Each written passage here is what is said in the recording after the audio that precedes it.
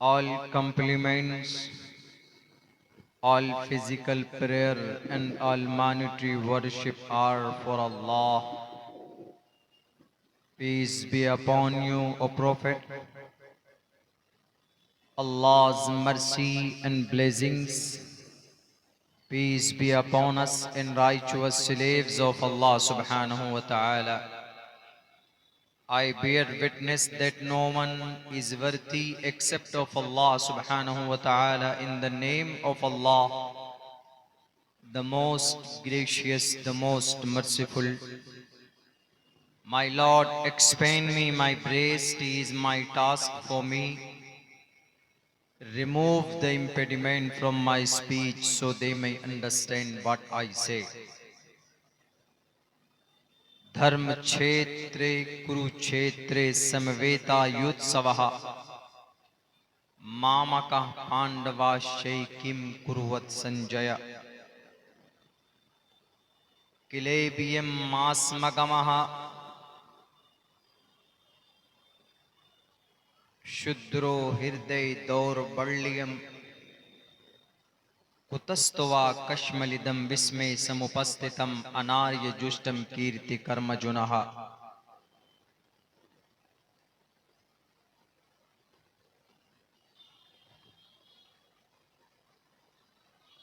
ओम नमः भगवते वासुदेवाय विश्वेश्वरा आदि पुरुष अपरंपार अल्लेख पुरुषा नमः।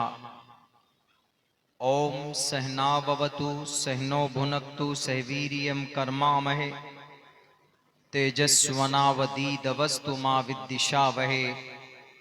ब्रह्मानंतमनादि विश्वकुर्दजं सत्यं परम शाश्वतं विद्या यस्य सनातनी निगम हृदय।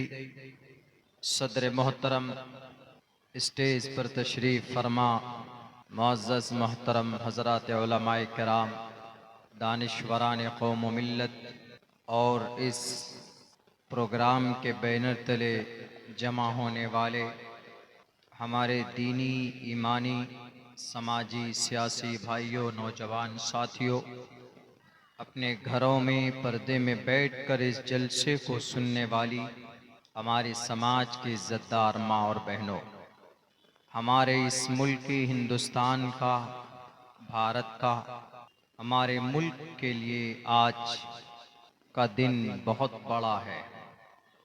इसलिए कि अब से तकरीबन 78 साल पहले 200 साल की ग़ुलामी के बाद हमारे मुल्क को आज़ादी हासिल हुई और इस दिन हमारे बच्चे, जवान, बूढ़े सब लोग बड़े खुश होते हैं। बल्कि मैं जब 3 बजे अपने घर से, अपने स्कूल से निकल रहा था रात में, तो 2:30 बजे मैं जाग गया था। तो उस वक्त मैंने स्कूल के बच्चों को जागते हुए देखा। मैंने पूछा अपने इदारे के बच्चों से कि अभी सोने का टाइम है, तो उन बच्चों ने कहा कि सुबह 15 अगस्त है, इसीलिए हम लोग उस खुशी में जाग रहे हैं। तो यकीनन खुशी का दिन है, खुशी मनाना चाहिए, मनाते भी हैं।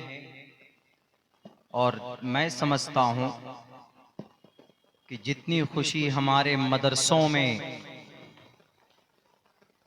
हमारे मदारिस के बच्चे और हमारे स्कूल के बच्चे 15 अगस्त और 26 जनवरी को मनाते हैं, हमारे मुल्क भारत का दूसरा तबका और दूसरे लोगों में शायद इतनी खुशी नहीं होती। बड़ी कुर्बानी के बाद, बड़ी मेहनत और मशक्क़त के बाद ये दिन हम सबको नसीब हुआ। डिक्शनरी ऑफ मार्टर्स एक किताब है। मौजूदा हुकूमत ने इसको 2 मरतबा इस किताब को शाये किया है। इससे पहले जो गवर्नमेंट थी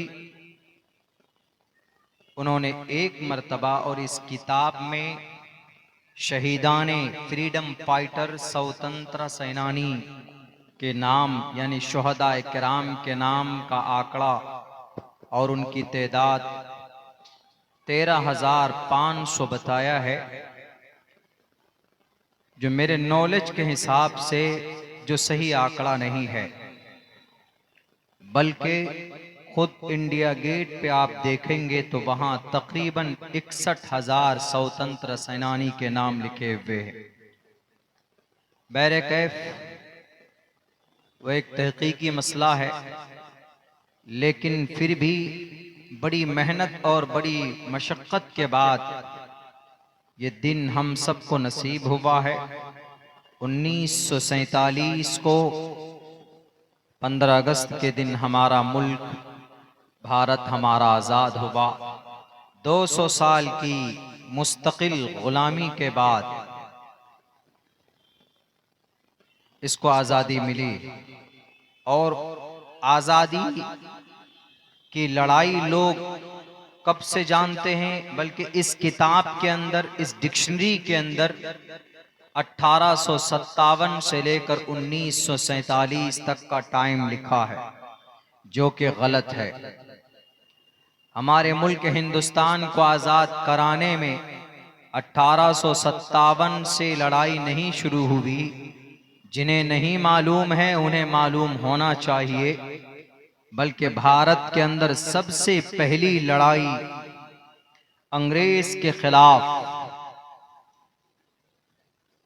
जो शुरू हुई है वो बंगाल की धरती शहर कलकत्ता से उसकी शुरुआत हुई।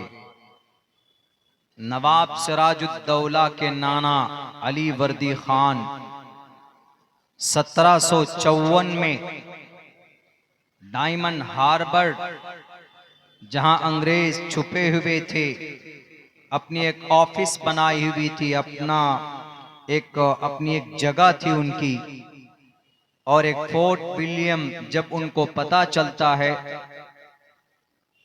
तो वो तोप लेकर पहुंचते हैं।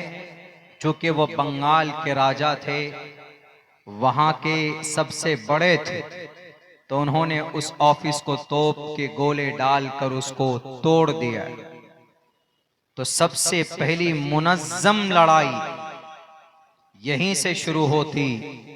जो लोग तारीख में 1857 से शुमार करते हैं कि भारत को आज़ाद कराने के लिए जो लड़ाई शुरू हुई, जो जंग शुरू हुई अंग्रेज के खिलाफ, वो गदर से यानी 1857 से लड़ाई शुरू हुई, ये गलत तारीख है।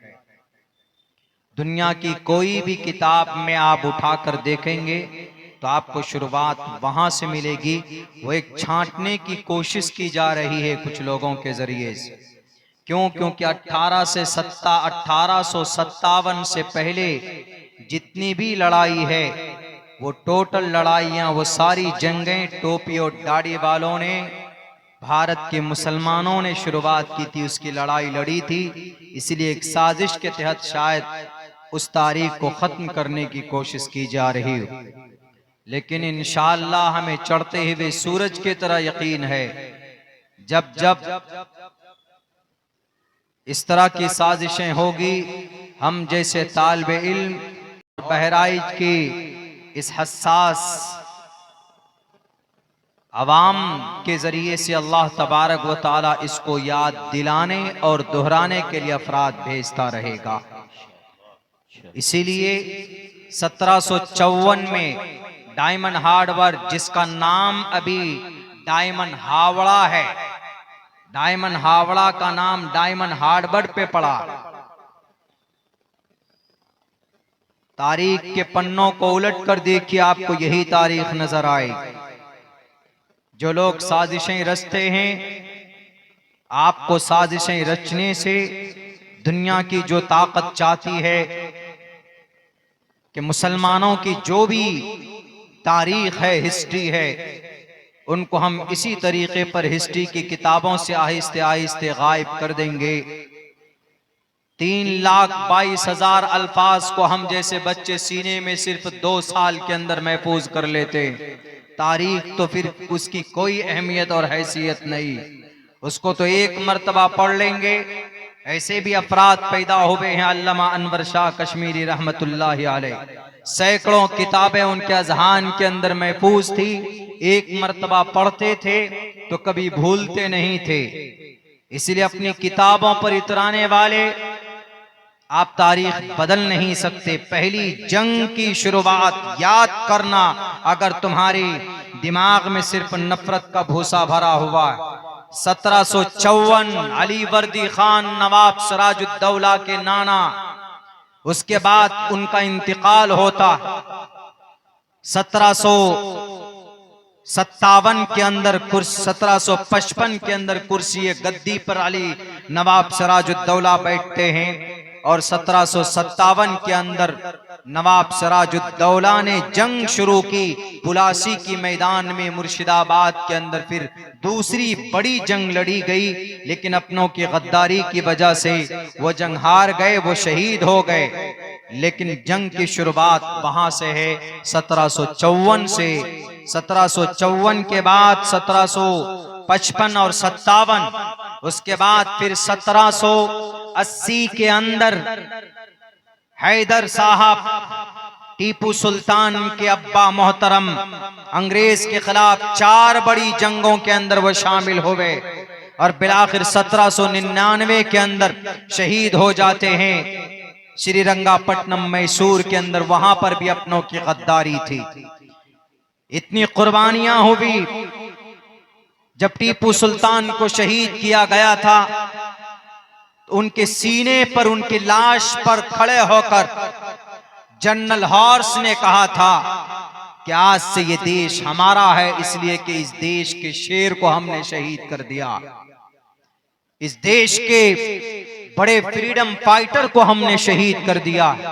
हमारे इस देश में जब तक टीपू सुल्तान जिंदा थे, उस वक्त तक अंग्रेज की कोई हुकूमत नहीं थी, अंग्रेज की हिम्मत नहीं थी कि वह हुकूमत करे कहीं पर। उनकी शहादत के बाद उड़ीसा, बिहार, झारखंड और बंगाल, वो इलाका तकरीबन एक माना जाता था, उन इलाकों के अंदर उनकी हुकूमत शुरू हो गई। लेकिन ये तारीख गवाह है, 1857 से नहीं, 1754, 1755, 1757, 1780 और 1767 पे और 1799 मई के महीने में फजर की नमाज के बाद दोनों हाथों में तलवार लेकर मैदान कारजार में पहुंचते हैं अंग्रेज के सामने में। अपने ईमान का सौदा नहीं करते, बल्कि टीपू सुल्तान लड़ते लड़ते इस देश के लिए शहीद हो जाता है। ये मर्द मुजाहिद। तब अंग्रेज कहता है कि भाई वी वॉन, हम जीत चुके, आज से भारत हमारा है, आज से मुल्क हिंदुस्तान हमारा है। ये तारीख है। ये लोग शहीद हुए बाज़ाब्ता, तब जाकर ये देश आजाद हुआ। ये तो कभी कभी की लड़ाई थी, लेकिन उसके बाद फिर उसके बाद की शुरुआत, उसके बाद की जो लड़ाई है उसकी शुरुआत देखिए किस अंदाज में होती। उसके बाद हमारे उलमाए किराम मैदान में आते हैं। उन्होंने देखा कि नहीं, मुल्क हिंदुस्तान में अंग्रेज मुकम्मल तौर पर काबिज होने की कोशिश कर रहा। 1803 के अंदर, 1803 में दिल्ली के बहुत बड़े आलिम दीन, बल्कि मसनदुल हिंद शाह वलीउल्लाह मुहद्दिस देहलवी रहमतुल्लाहि अलैह के बेटे शाह अब्दुल अजीज मुहद्दिस देहलवी रहमतुल्लाहि अलैह ने अंग्रेज के खिलाफ जिहाद का फतवा नाफिज करता है। और फिर उनके दामाद मौलाना यहया साहब ये कहते हैं कि इस भारत के अंदर अंग्रेज के खिलाफ लड़ना, जिहाद करना, ये खुदाई फैसला। अगर ये भाषण और ये तकरीर, ये फतवा अगर किसी ने दिया है तो एक आलिम दीन ने दिया है। भारत के किसी दूसरे मजहब या फिरके के लोग मैदान में नहीं थे। अगर उस वक्त अंग्रेज के सामने सीना तान कर कोई कौम और कोई जमात खड़ी थी, आज जिनके मदरसों को तुम ताले लगाने की कोशिश कर रहे हो, जिनकी मस्जिदों में तुम रजिस्ट्रेशन पेपर मांगते हो, यही उलमा उस वक्त थे जिन्होंने अपने कलम के जरिए से अंग्रेज के खून के गर्मी को ठंडा किया। यही वो उलमा थे जो अपने दरसगाह में बैठकर अपनी आवाज से अंग्रेज के हड्डियों को कमजोर किया है। इनकी तारीख तो पढ़ो, नफरत के भाषणों से नहीं बल्कि सच्ची श्रद्धा के साथ पढ़िए, इनके अंदर आपको वफादारी नजर आएगी। मौलाना यहया ने कहा कि खुदाई फैसला है। मौलाना शाह अब्दुल अजीज मुहद्दिस देहलवी के बेटे, ये दामाद मौलाना सैयद यहया साहब, उन्होंने कहा कि अंग्रेज से लड़ना भारत के लोगों के लिए, सिर्फ मुसलमानों के लिए नहीं कहा था, बल्कि ये लफ्ज इस्तेमाल किया है कि दिल्ली से लेकर कलकत्ता तक के एक एक फर्द के लिए अंग्रेज से लड़ाई करना, अंग्रेज से जंग करना, अंग्रेज से मुकाबला करना, ये खुदाई फैसला है। ये मैं जहां कहोगे वहां आकर कहने के लिए तैयार हूं। मौलाना यहया के ये अल्फाज। मदरसों की तहकीकात करने से पहले तारीख की इन बातों को भी कुरेद कर निकालने की कोशिश करो। कुर्सी इख्तिदार पर बैठने वाले ज्यादा ताकत के नशे में चूर मत होना।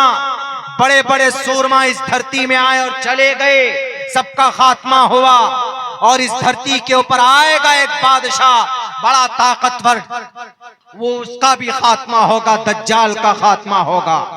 आज तो जदीद साइंस का इस्तेमाल हम करते हैं और तुम करते हो, दुनिया के लोग करते हैं, तो अपने आप को कहते हैं कि हमसे बड़ा कोई नहीं है, क्योंकि मॉडर्न साइंस हमारे पास है, टेक्नोलॉजी हमारे पास।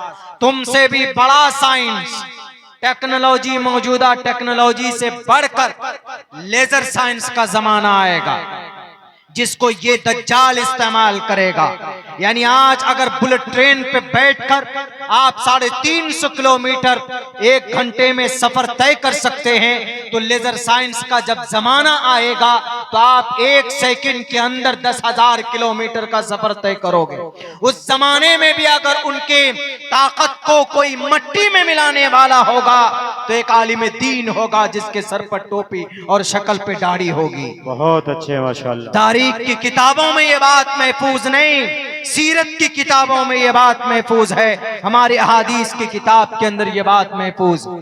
इसीलिए हिस्ट्री को बदलने वाले और शक की निगाह से देखने वाले, ये जो दिन आप हमारे इस मुल्क हिंदुस्तान को मिला, तिरंगा हम लहराते हैं।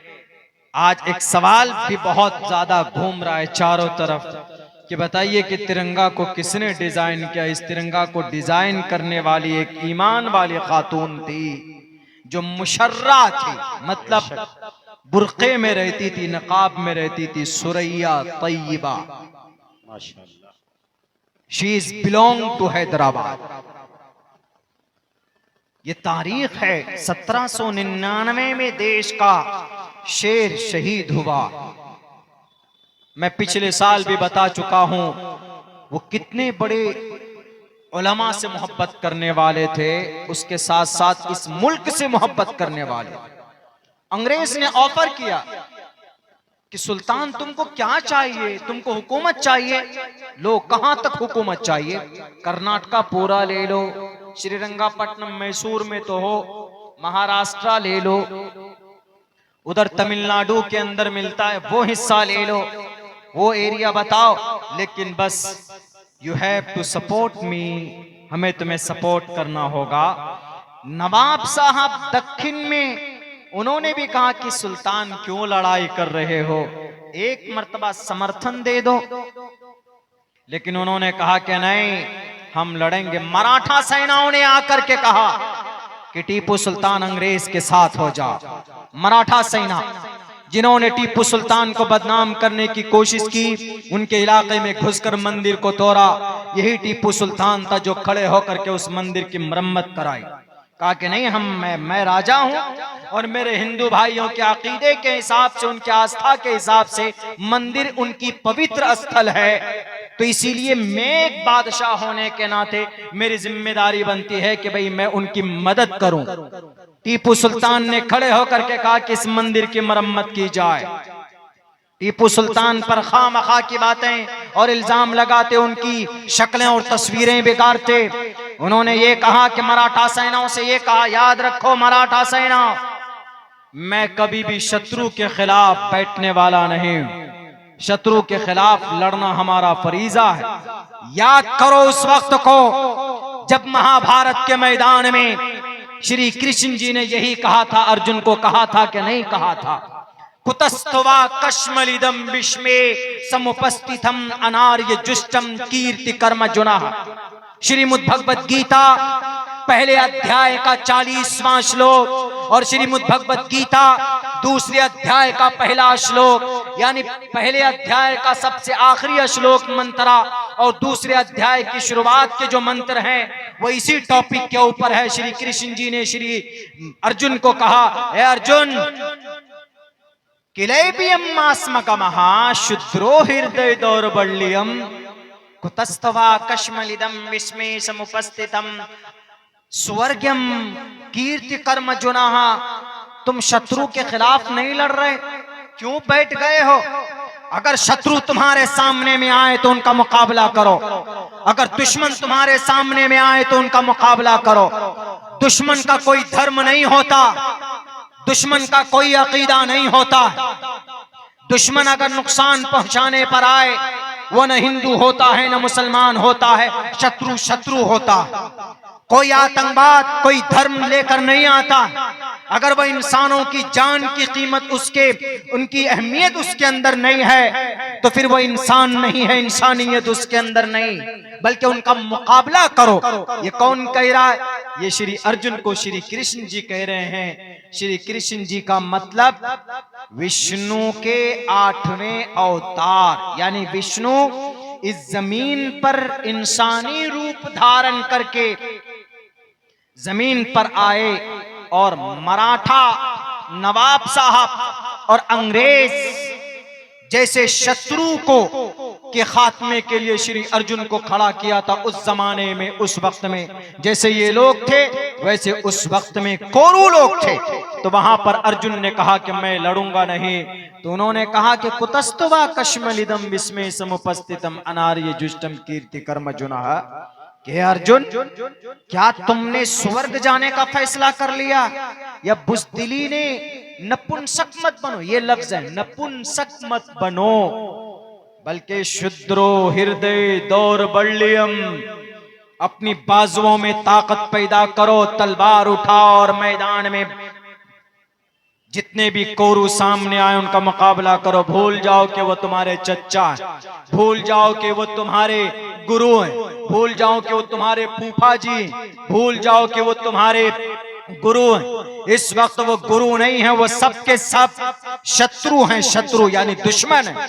यही जवाब दिया था श्रीरंगापट्टनम मैसूर की धरती पर वहां के मराठा सेनाओं को और वहां के अंग्रेजों को, नवाब साहब को, और समंदर के पानियों से भी कहा था कि समंदर के पानी, अगर तेरे अंदर भी कोई, अगर तू भी मुकाबला करना चाहता है टीपू सुल्तान से, तो आ तू भी,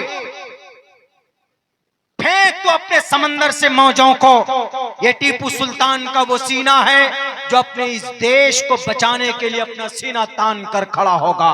लाओ ऐसे जुमले, किसी माँ ने ऐसा बच्चा नहीं जना है भारत की धरती पर, ऐसा मुजाहिद जो टीपू सुल्तान जैसे अल्फाज अगर किसी के हो तारीख के अंदर तो पेश करो। किस लिए? इस देश को आजाद कराने के लिए 1799 में उनकी ये जुमले और उनकी ये मेहनत और उनकी ये कुर्बानी थी। तब उनकी कुर्बानी से भी 15 अगस्त 1947 को जाकर हमारा देश आजाद हुआ, ऐसे आजाद नहीं हुआ। आज तो जनाब हमारी प्रॉपर्टी को भी हथियाने की कोशिश कर रहे हैं लोग। आज पूरी दुनिया पागल है, ये क्या इस्लाम, ये क्या मुसलमान। अरे इस्लाम के अंदर इतनी अच्छाई है। हमारे उलमा तो अक्सर जुमे में, अक्सर मसाजिद में, ईदैन में बयान करते हैं, बेटियों के लिए पर्दे के ताल्लुक से बात करते हैं और सूद के खिलाफ बात करते हैं। इन सब के अंदर एक हिकमत है। अगर कोई हमारे आलिम दीन कहते समाज की बेटियों से, समाज के बेटों से कि भाई अपनी निगाह की हिफाजत, अपनी आंखों पर कंट्रोल, अपनी उसकी हिफाजत करो, कुरान करीम की आयत पढ़कर समझाते हैं, बताते हैं, तो लोग और ये मीडिया वाले कहते हैं कि ये क्या इस मॉडर्न जमाने में व्हाट इज नीड टू से एंड दिस कमांड, इस हुक्म को सुनाने की क्या जरूरत है? जरूरत है। इस्लाम का कोई भी पैगाम फायदे से खाली नहीं है। बेशक। अभी देख लीजिए कलकत्ता की धरती पर पीजी की एक तालिबा, एक छात्रा, पीजी मेडिकल की एक तालिबा, कलकत्ता की एक बहुत बड़ा मेडिकल है, वहां पे बहुत बड़ी जगह पे है।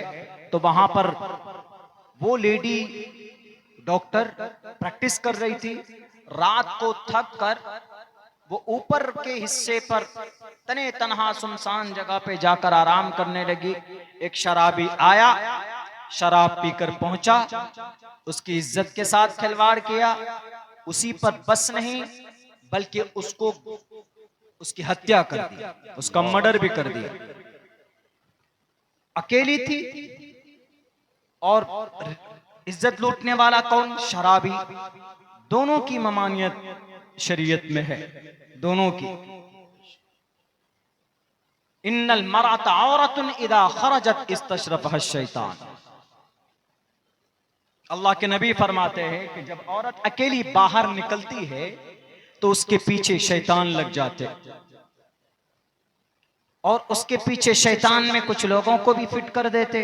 जब देखा वो बच्ची अकेली है, रात 2 बज चुके हैं या 1 या 12, जो भी जितना भी वक्त हुआ होगा, उधर शराब पीकर नशे की हालत में, शराब में दूध, और शराब की हुर्मत तो कुरान में है साफ साफ, अहादीस में तो बड़ी कबाहत बयान की गई कि शराब पीकर मत आओ, शराब मत पियो, गंदी चीज है, तुम्हारी बॉडी डैमेज होती है, तुम्हारी अकल के ऊपर सबसे पहले शराब हमला करती है। ये तो हमारा कुरान और हमारी शरीयत कहती। दोनों की मखालफत और दोनों की बुराई शरीयत के प्लेटफॉर्म से चीख चीख कर, चिल्ला चिल्ला कर हमारे उलमा बयान करते। लेकिन टीवी वाले, ये मैडम मोहतरमा बेजबान बेलगाम के घोड़े घोड़ियां, ये लोग बोलते रहते हैं कि आज के जमाने में, इस मॉडर्न जमाने में, 21वीं सदी में, 22वीं सदी में, 21वीं सदी की शुरुआत है, इस वक्त में क्यों ऐसा होगा? दुनिया कहां से कहां पहुंच गई। आप लोग पर्दे की बात करते हो और आप लोग शराब, अल्कोहल और बियर से मना करते हो, आप लोग वाइन से मना करते हो। थकावट को दूर करने के लिए बहुत अच्छी चीज है, फना फना के लिए बहुत अच्छी चीज है। एक बात याद रखो मैडम मोहतरमा और सारे एंकर के चापलूस और चेलो, अल्लाह ने इंसान को, मनुष्य को डिजाइन किया। अल्लाह ही बेहतर जानता है कि इसके अंदर की जो पुर्जे हैं वो कौन सी चीज से डैमेज हो सकते।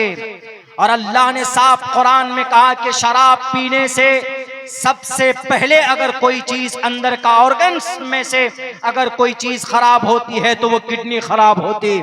और किडनी एक ऐसी चीज, एक ऐसा हिस्सा है बॉडी का कि आपके पूरी शरीर की टोटल बीमारियों का एक मखरज है। अगर आपकी किडनी सही है तो आप सही हैं। अगर आपकी किडनी के अंदर अगर इंसुलिन ने सप्लाई बंद कर दिया, अगर आपकी किडनी के ऊपर, अगर आपके किडनी पर सूजन आ जाए, आपने किडनी के ऊपर चर्बी आ जाए, तो आपको शुगर, डायबिटीज जैसी मुहलिक बीमारी और आप बीपी के बीमारी हो जाएंगे।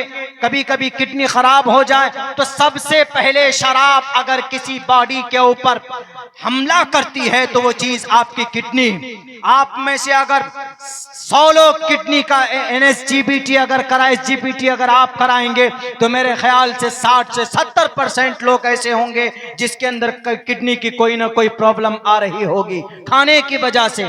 तो बहरे कैफ अल्लाह तबारक व तआला कहता शराब मत पियो, इसके अंदर नुकसान ज्यादा है, नफा बहुत कम है। नफा है ही नहीं, नफा नहीं है, नफा समझकर तुम जो पीते हो इसमें नफा नहीं है। इसलिए कि शराब पीने के बाद तुम्हारी अकल खत्म होती। अगर वो शराब अगर शराब नहीं होती, शराब पर पाबंदी होती, शराब जैसी गंदी चीज नहीं होती, तो शराब पीकर वो नालायक नहीं पहुंचता।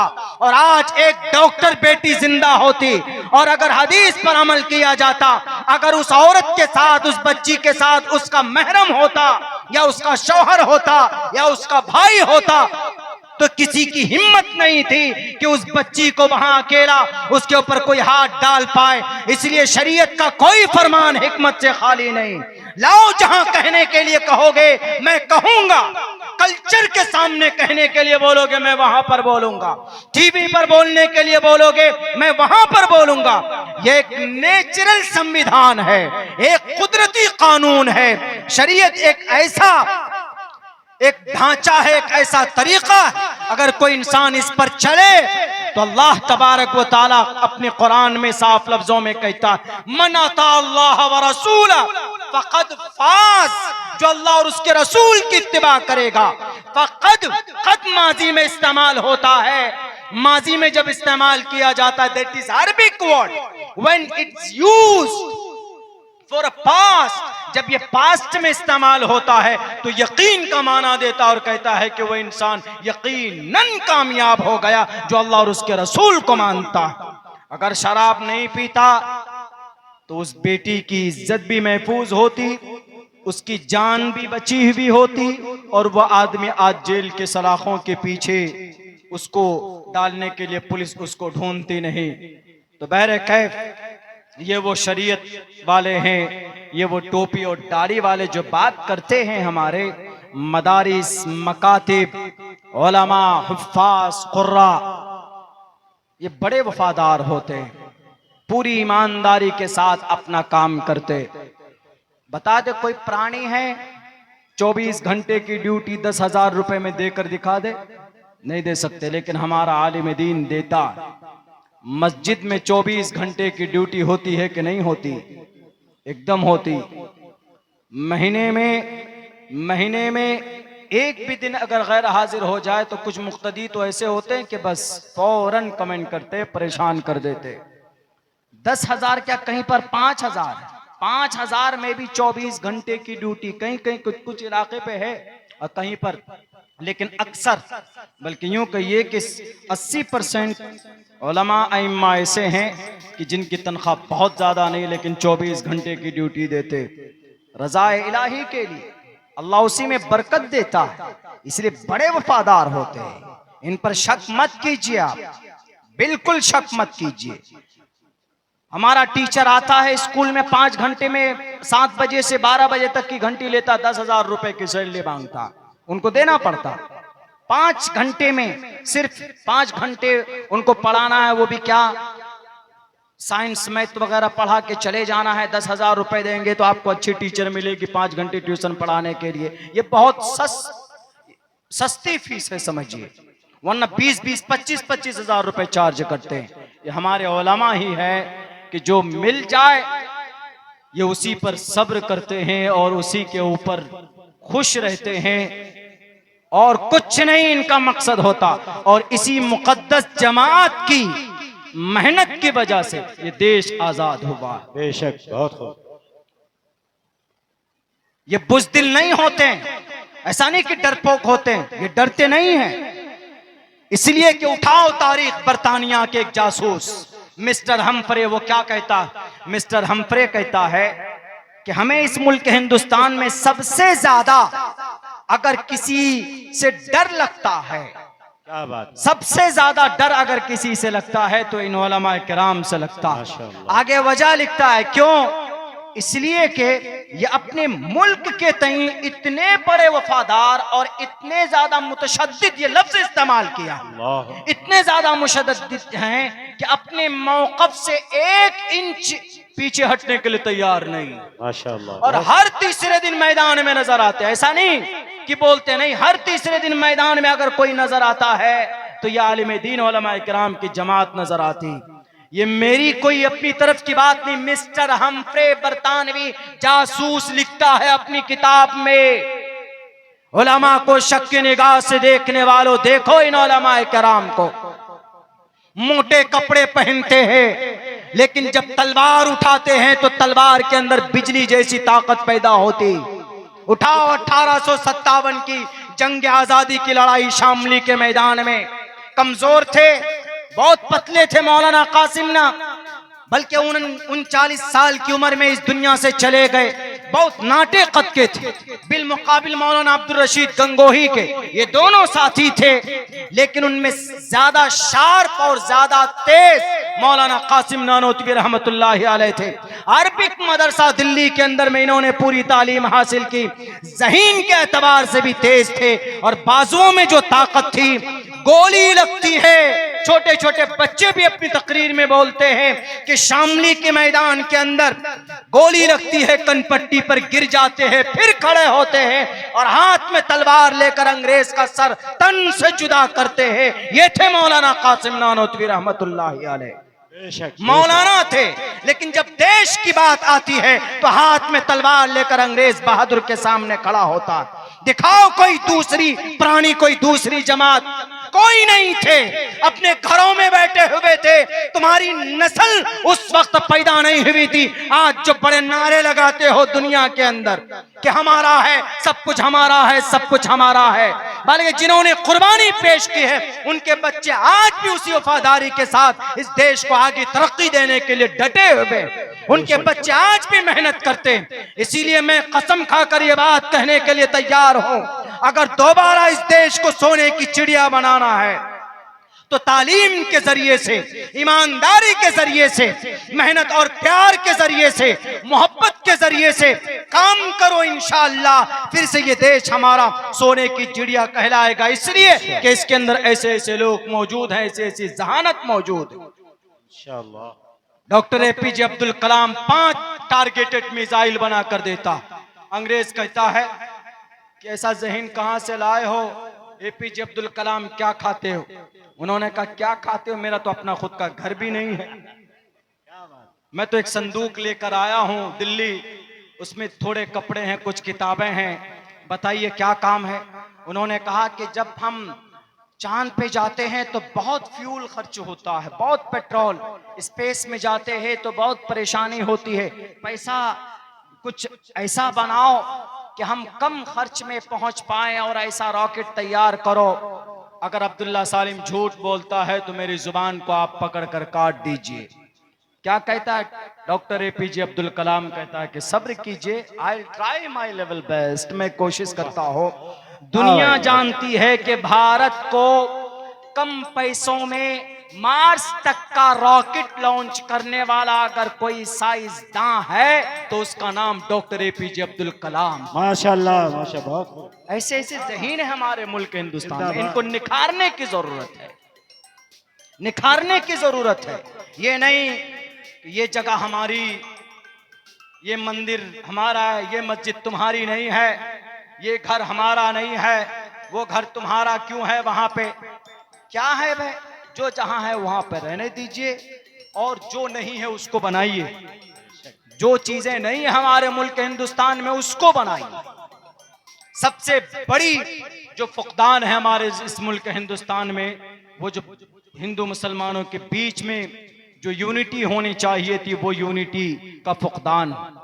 इसलिए कि जब इस मुल्क को आजादी के लिए बड़ी मेहनत और मशक्कत करनी पड़ी थी हमारे पूर्वजों को, 1920 के अंदर, मैं फिर वहीं से शुरू करूंगा, 1755 में छोड़ा है लेकिन बीच में एक बात आ गई तो बता देता हूं।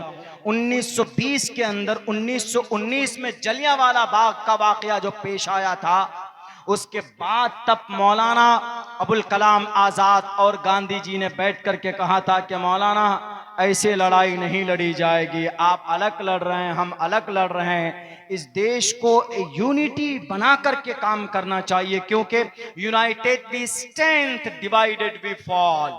हम मुत्तहिद होते हैं तो हमारी यही ताकत होती है, हम अलग होते हैं तो हमारी यही सबसे बड़ी जिल्लत और सबसे बड़ी कमजोरी होती। United we strength, divided we fall.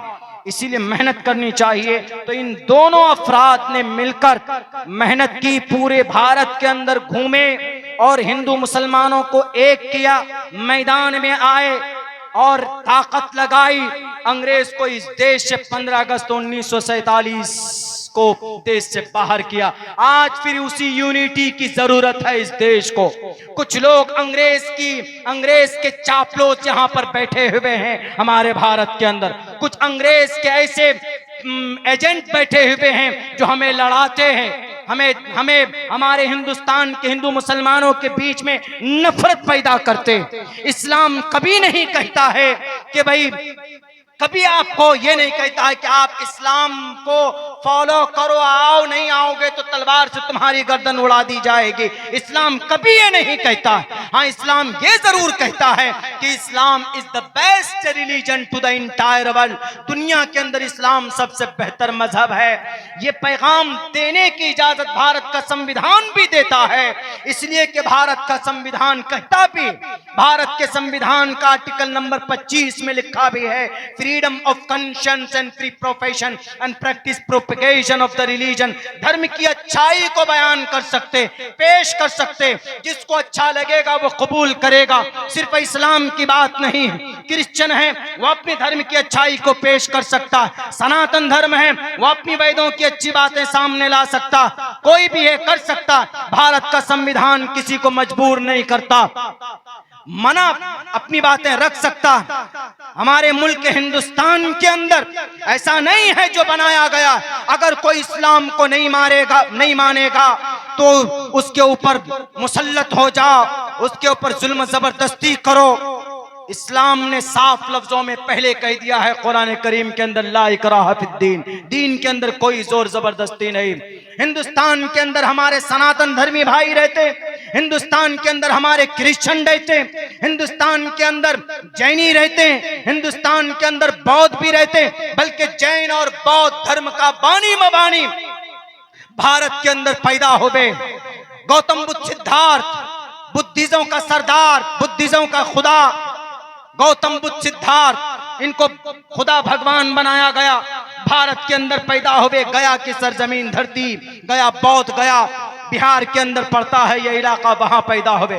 Varthaman Mahavir जैनी धर्म के बानी मबानी, वर्धमान महावीर जैन स्वामी महाराष्ट्र के अंदर पैदा हुए, जिनको जैनी भाइयों ने उनको भगवान माना। बैरकैफ उनका अकीदा है।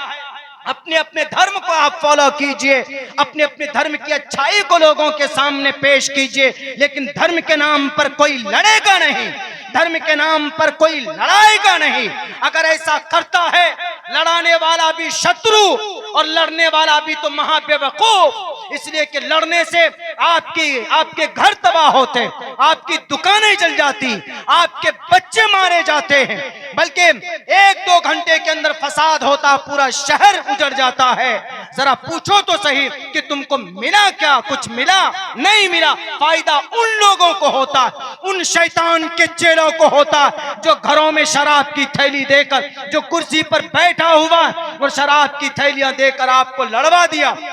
हिंदू धर्म के अंदर तशद्दुद नहीं, इस्लाम के अंदर लड़ाई की परमिशन नहीं, जैन धर्म के अंदर यहां तक कि किसी को सब्जी काटने की परमिशन नहीं, बौद्ध धर्म के अंदर किसी को जुबान से बुरा भला कहने की परमिशन नहीं। श्रीमद् भगवत गीता में तो कह दिया है साफ लफ्जों में, अहिंसा सत्यम करोदस्तयागा शांतिरपैशुनम दया भुलेश्वलो लूप तव मेरे चापलाम। कि इस जमीन पर क्रोध को भी कंट्रोल करो, इस जमीन पर मानवता को आम करो। कौन कह रहा है? हमारे हिंदुस्तान के मेजॉरिटी, हमारे हिंदुस्तान के अंदर सनातन धर्मी भाई, हिंदू भाइयों का 5वां वेद श्रीमद् भगवत गीता ये बात कहती कि लड़ो मत। इसीलिए लड़ने का जमाना नहीं, ये देश किसी को नुकसान पहुंचाकर आगे नहीं जा सकता। सुन लो, चाहे वो कहीं के भी कुर्सी पर बैठने वाले बड़े ताकतवर अफसरान क्यों ना हो, कहीं किसी को भी तकलीफ देकर आगे नहीं जा सकते। मिलजुल कर काम करने की जरूरत। तो बैरकैफ 1803 के अंदर शाह अब्दुल अजीज मुहद्दिस देहलवी रहमतुल्लाह अलैह जिहाद का फतवा। जरा देखिए उस वक्त तारीख पलटिए, कोई नहीं मैदान में। यही उलमा अपने मकतब में बैठे हैं, अपने मदरसे में बैठे हैं, वहां पर तहरीकें चला रहे हैं कि भाई देश कैसे आजाद होगा, मुल्क हिंदुस्तान कैसे आजाद होगा। अंग्रेज काबिज हो चुका है, दारुल हर्ब बन चुका है, इनसे लड़ना, अपने देश को बचाना सबसे बड़ी प्रायोरिटी होती है। उसके बाद शाह अब्दुल अजीज मुहद्दिस देहलवी इस दुनिया से चले जाते हैं, उनके दामाद बागडोर संभालते हैं, उनके दामाद का भी इंतकाल हो जाता है। तो उसके बाद दूसरे नंबर पर उलमाए अजीमाबाद, उलमाए अजीमाबाद जिसका पुराना नाम सादकपुर, जिसका आजकल का नाम पटना पाटलिपुत्रा, मौलाना किफायत अली, मौलाना विलायत अली मैदान में आए, मौलाना अबुल महासिन सज्जाद साहब मैदान में आए और उन्होंने कहा कि हम लड़ेंगे, हम मुकाबला करेंगे इन जालिमों का, इन नालायकों का। बहरे कैफ जंग चलती रही, तैयारी होती रही। 1820 के अंदर मौलाना सैयद अहमद शहीद बरेलवी रहमतुल्लाहि अलैह और एक और आलिम दीन मौलाना इस्माइल शहीद रहमतुल्लाहि अलैह, ये दो लोग सिख लोग कहां के, पंजाब के, उन्होंने अंग्रेज से हाथ मिला लिया। मौलाना सैयद अहमद शहीद बरेलवी गए नवाब मीर खान के पास, उनसे भी कहा कि मैं आपको मदद दूंगा, मैं आपको ताउन पेश करूंगा, लेकिन सिख भाई को समझाइए कि ये अंग्रेज हुक्मरान के साथ ना हो। सिख उस वक्त मुसलमानों के साथ थे। तारीखी बात चल रही है, जरा गौर से सुनिएगा, इसलिए कि कल चलकर कोई ये तारीख नहीं पेश की जाएगी, इसलिए कि साल में एक दिन आता है तारीखी बातें, वो तारीख जो हमें और आपको कभी बताई नहीं जाती, बल्कि साजिश के तहत इसको खत्म करने की कोशिश की जाती। ये कब की बात है? उस वक्त की बात है जिसको तारीख की किताबों ने, नई नई मुअर्रिखीन जो पैदा हुए, जिन्होंने डिक्शनरी ऑफ मार्टर्स लिखी है, उन्होंने आपकी इस बात को नजरअंदाज किया है। मौलाना सैयद अहमद शहीद बरेलवी की तहरीक को उसके अंदर जगह नहीं दी। दुनिया जानती है कि 1831 के अंदर जब सिख अंग्रेज से मिल चुके थे तो बालाकोट का ऑपरेशन शुरू करता है कौन?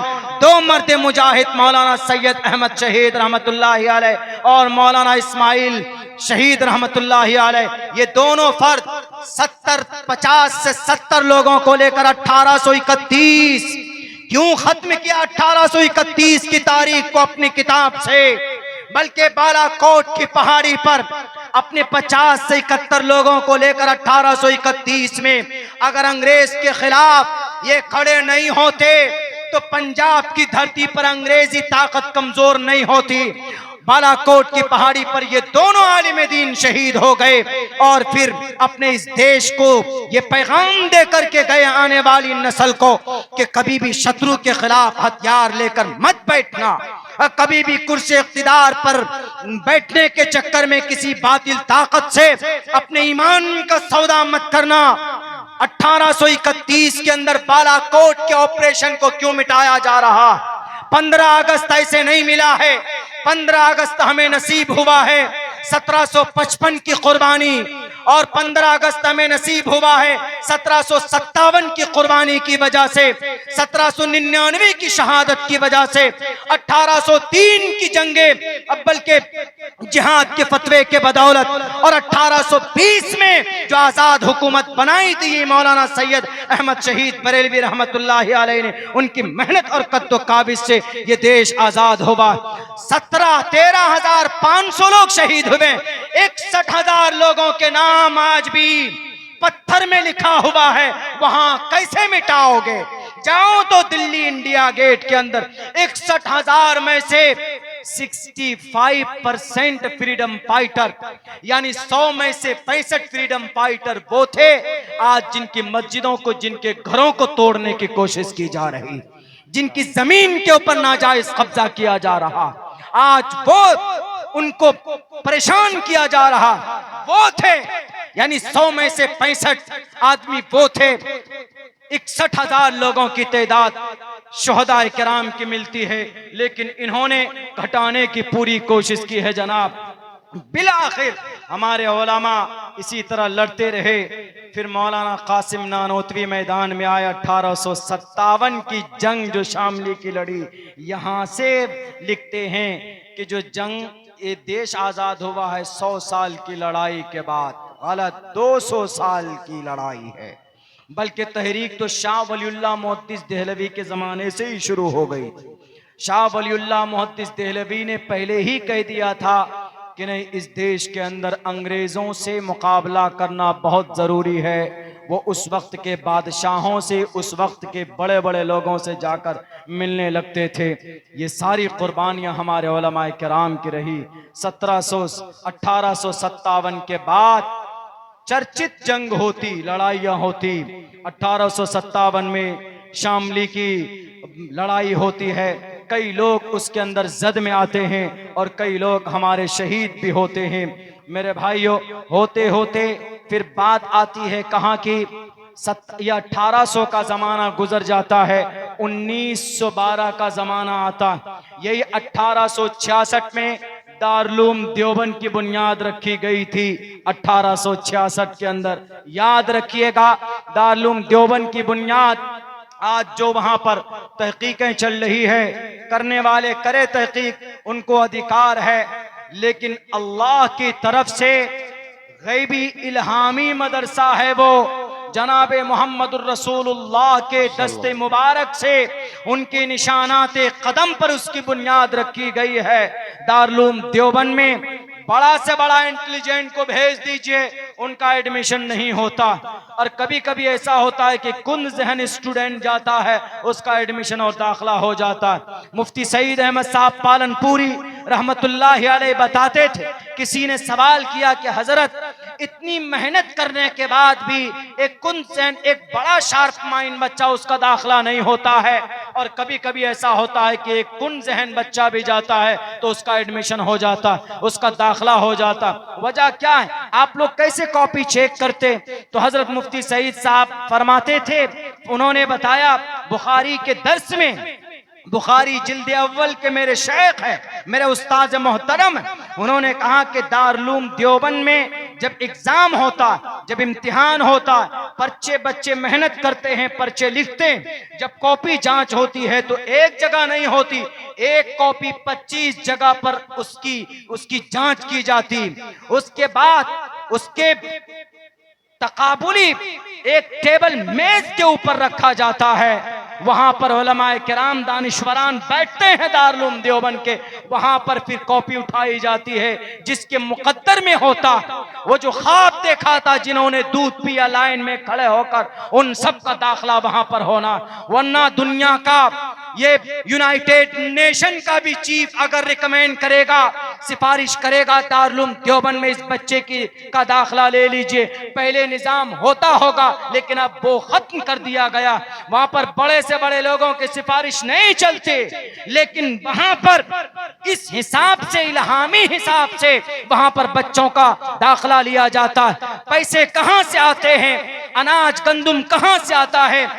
मौलाना अब्दुल खालिक मदरासी अभी दारुल देवबंद के नायब मोहतमिम गालिबन है वो, उनसे हमने पूछा शुमाइल तिरमिजी में कि हजरत, करोड़ों रुपए का बजट है, पैसा कहां से आता है? उन्होंने कहा कि अल्लाह का इदारा है, अल्लाह की शरीयत समझाई जाती है, इसको चलाना अल्लाह का काम है।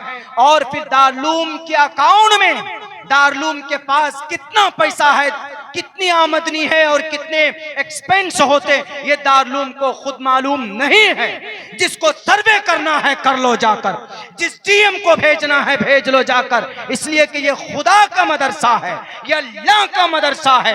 वहां पर बच्चे रातों को तहज्जुद में नमाज पढ़कर रोते गिड़गिड़ाते हुए आपको नजर आएंगे। शायद दारुल देवबंद के बदौलत आज उत्तर प्रदेश का नाम पूरी दुनिया के अंदर जाना जाता। यहूदी आकर कारी तैयब साहब से पूछते कि कारी साहब, आपका इदारा इन विच स्टेट लोकेटेड, कौन से स्टेट के अंदर आपका इदारा चलता? दारुल देवबंद आपका बस्ता। उन्होंने कहा कि उत्तर प्रदेश में इदारा Darul Deoband, that is located in Uttar Pradesh, Uttar Pradesh के अंदर हमारा इदारा चलता। कहा उत्तर प्रदेश में मैं देखने के लिए आऊंगा, वो यहूदी आता है देखने के लिए। यहूदी हर चीज के ऊपर तहकीक करते, यहूदी हर चीज के ऊपर जमीनी सतह पर उसका जांच करते। सिर्फ जुबानी फायरिंग नहीं होती, सिर्फ मीडिया वालों की खबर के ऊपर कोई कार्रवाई नहीं होती। ये तो दलाल है, ये बेईमान है, ये जमीन फरोश है, हमारे इस देश को खोखला करने में इनका बहुत बड़ा किरदार है। अगर ये देश अपनी कमजोरी की दास्तान लिखे, इसकी तारीख लिखी जाए, तो इसके अंदर एक बड़ा हाथ किसी का होगा। तो चौथे स्तंभ भारत के इस हमारे इस मुल्क हिंदुस्तान का जो चौथा पिलर मीडिया वाले हैं, इनका भी नाम शामिल होगा इस देश को कमजोर करने में। तो वो आए यहूदियों ने, यहूदी की एक खास एक नेचर है, वो किसी बात को यूं ही नहीं लिखते, भले ही वो मग़ज़ूब अलैहिम वलद्दाल्लीन है। मानता हूं इस बात को, वलद्दाल्लीन है। दुनिया के अंदर अल्लाह तबारक व तआला ने उनके लिए कुरान करीम के अंदर कहा कि भाई क़यामत तक इनके माथे पर मोहर, ज़ुरिबत अलैहिमुज़ ज़िल्लतु वल मस्कना है। मानते हैं इस बात को। यही वजह है कि पिछले 2000 साल तक उनको कोई जगह नहीं मिली रहने के लिए। 1945 के अंदर 1945 में एक जगह दी गई है और उसी जगह के ऊपर खड़े होकर आज वो बमबारी कर रहा। कम से कम 60,000 टन बारूद बरसा चुका है गजा पट्टी पर, सरजमीन अंबिया पर। आज उसको कोई आतंकवाद नहीं कहता, आज उसको कोई टेररिस्ट नहीं कहता। अगर एक आलिम दीन, अगर किसी का एक बूंद अगर गलती से उसके हाथ से एक कतरा खून बह जाए, तो पूरे मीडिया वाले उसको ऐसे दिखाते हैं कि जैसे पूरी दुनिया का सबसे बड़ा आतंकवाद यही हो, यही आलिम दीन। क्यों नहीं हिम्मत होती है इसराइल को बड़ा टेररिस्ट कहने की? अमेरिका क्यों पुष्टपनाही कर रहा है? पूरी ताकत उनके पीछे क्यों लगाया हुआ? 20,000 बच्चे शहीद कर दिए गए सरजमीन अंबिया में, 40,000 माएं शहीद कर दी गई है। वजह और गुनाह क्या है? RDX पे RDX डाला जा रहा है।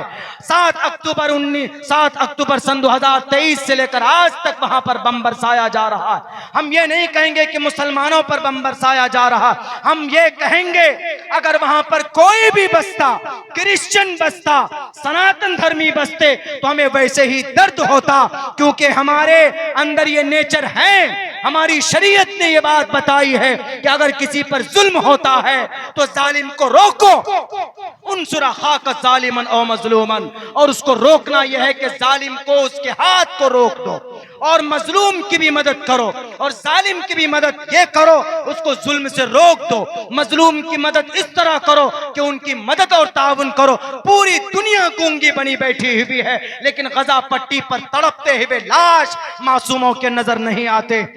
मेरे भाइयों, ये वो यहूदी, इसकी एक तारीख है, मैं बात करने पर आऊंगा तो वक्त लगेगा। तो दारुल देवबंद की बात चल रही, दारुल देवबंद पे वो यहूदी आया, आकर कहता है कि मैं उत्तर प्रदेश, वो कहता है कि मैं उत्तर प्रदेश पहुंचूंगा। आया कारी साहब से कहता, कारी साहब हमें दारुल घुमाइए, दारुल दिखाइए हमें। 1980 से पहले की बात है। तो कारी तैयब साहब रहमतुल्लाह अलैह फरमाते हैं कि दैट इज दारुल, यही दारुल है। उन्होंने कहा कि नहीं दारुल यही है। कहा कि हाँ यही दारुल। कहा कि अच्छा। कारी साहब ने कहा, what's your thought about Darul before coming here, please tell me. क्या आप समझते थे आने से पहले दारुल के बारे में? तो उन्होंने कहा कि मैं ये सोचता था कि आपकी जो दिल्ली है, ये आपकी इतनी बड़ी दिल्ली दारुल के कोने में आ जाए, इतना बड़ा एरिया में आपका दारुल होगा, इतनी बड़ी बड़ी बिल्डिंग होगी। तो कारी साहब ने मुस्कुरा करके कहा, कारी तैयब साहब ने कहा कि मिस्टर जुडाइज्म, खैर उनका तो नाम लेकर कहा होगा, मुझे नाम याद नहीं इसलिए जुडाइज्म यहूदी को बोलते। उन्होंने कहा कि मोहतरम ऐसा है कि दारुल किसी बिल्डिंग का नाम नहीं, दारुल किसी इमारत का, किसी फंड का, किसी तंजीम का नाम नहीं है। दारुल किसी जगह, एक जगह का नाम नहीं। उन्होंने कहा Darul that is a inspiration, ये एक तहरीक का नाम है। कहा कैसे? कहा कि ओस्लो नॉर्वे जाइए, ओस्लो की राजधानी शायद नॉर्वे है या नॉर्वे की राजधानी ओस्लो है, मैं कंफ्यूज हो रहा। तो वहां पर 6 महीने तक दिन, 6 महीने तक रात, वहां पर कारी साहब ने कहा वहां जाओ, वहां पर मस्जिद में अगर कोई इमाम मिलेगा तो उस इमाम को कुरेद कर देखना, तो वहां पर भी आपको दारुल देवबंद नजर आएगा, उसको दारुल कहते हैं। दारुल इतना बड़ा, इसीलिए जो लोग, जो दुनिया के लोग दारुल के ऊपर जिनको शक है, दारुल देवबंद की बुनियाद ही इसलिए रखी गई थी ताकि इस दो बड़े मकासद थे दारुल देवबंद की बुनियाद की। एक मकसद ये था, मौलाना कासिम नानोतवी रहमतुल्लाहि अलैह का, कि भाई हमारी जो शरीयत है, हमारा जो कुरान है, उसकी हिफाजत हो। और यहाँ दारुल में मुजाहिदे हिंदुस्तान अंग्रेज के खिलाफ जंग में उनके खिलाफ मैदान में लड़ाई के लिए हमारे बच्चे पैदा हों, हमारे अफराद पैदा हों। ये दो अगराज व मकासद दारुल देवबंद के बुनियादी थे। दारुल और इस पर अमल किया है अल्हम्दुलिल्लाह हमारे फुज़लाए दारुल देवबंद। अगर ये मकसद नहीं होती, अगर ये नीयत नहीं होती, तो 1912 के अंदर एक तारीख यहां से बताता हूं, सुनो। अगर तुम्हारे कान में ताकत है, अगर यकीनन तुम सुनना चाहते हो कि दारुल की क्या, वो आपसे नहीं और लोगों से कहना चाहता हूं, दारुल देवबंद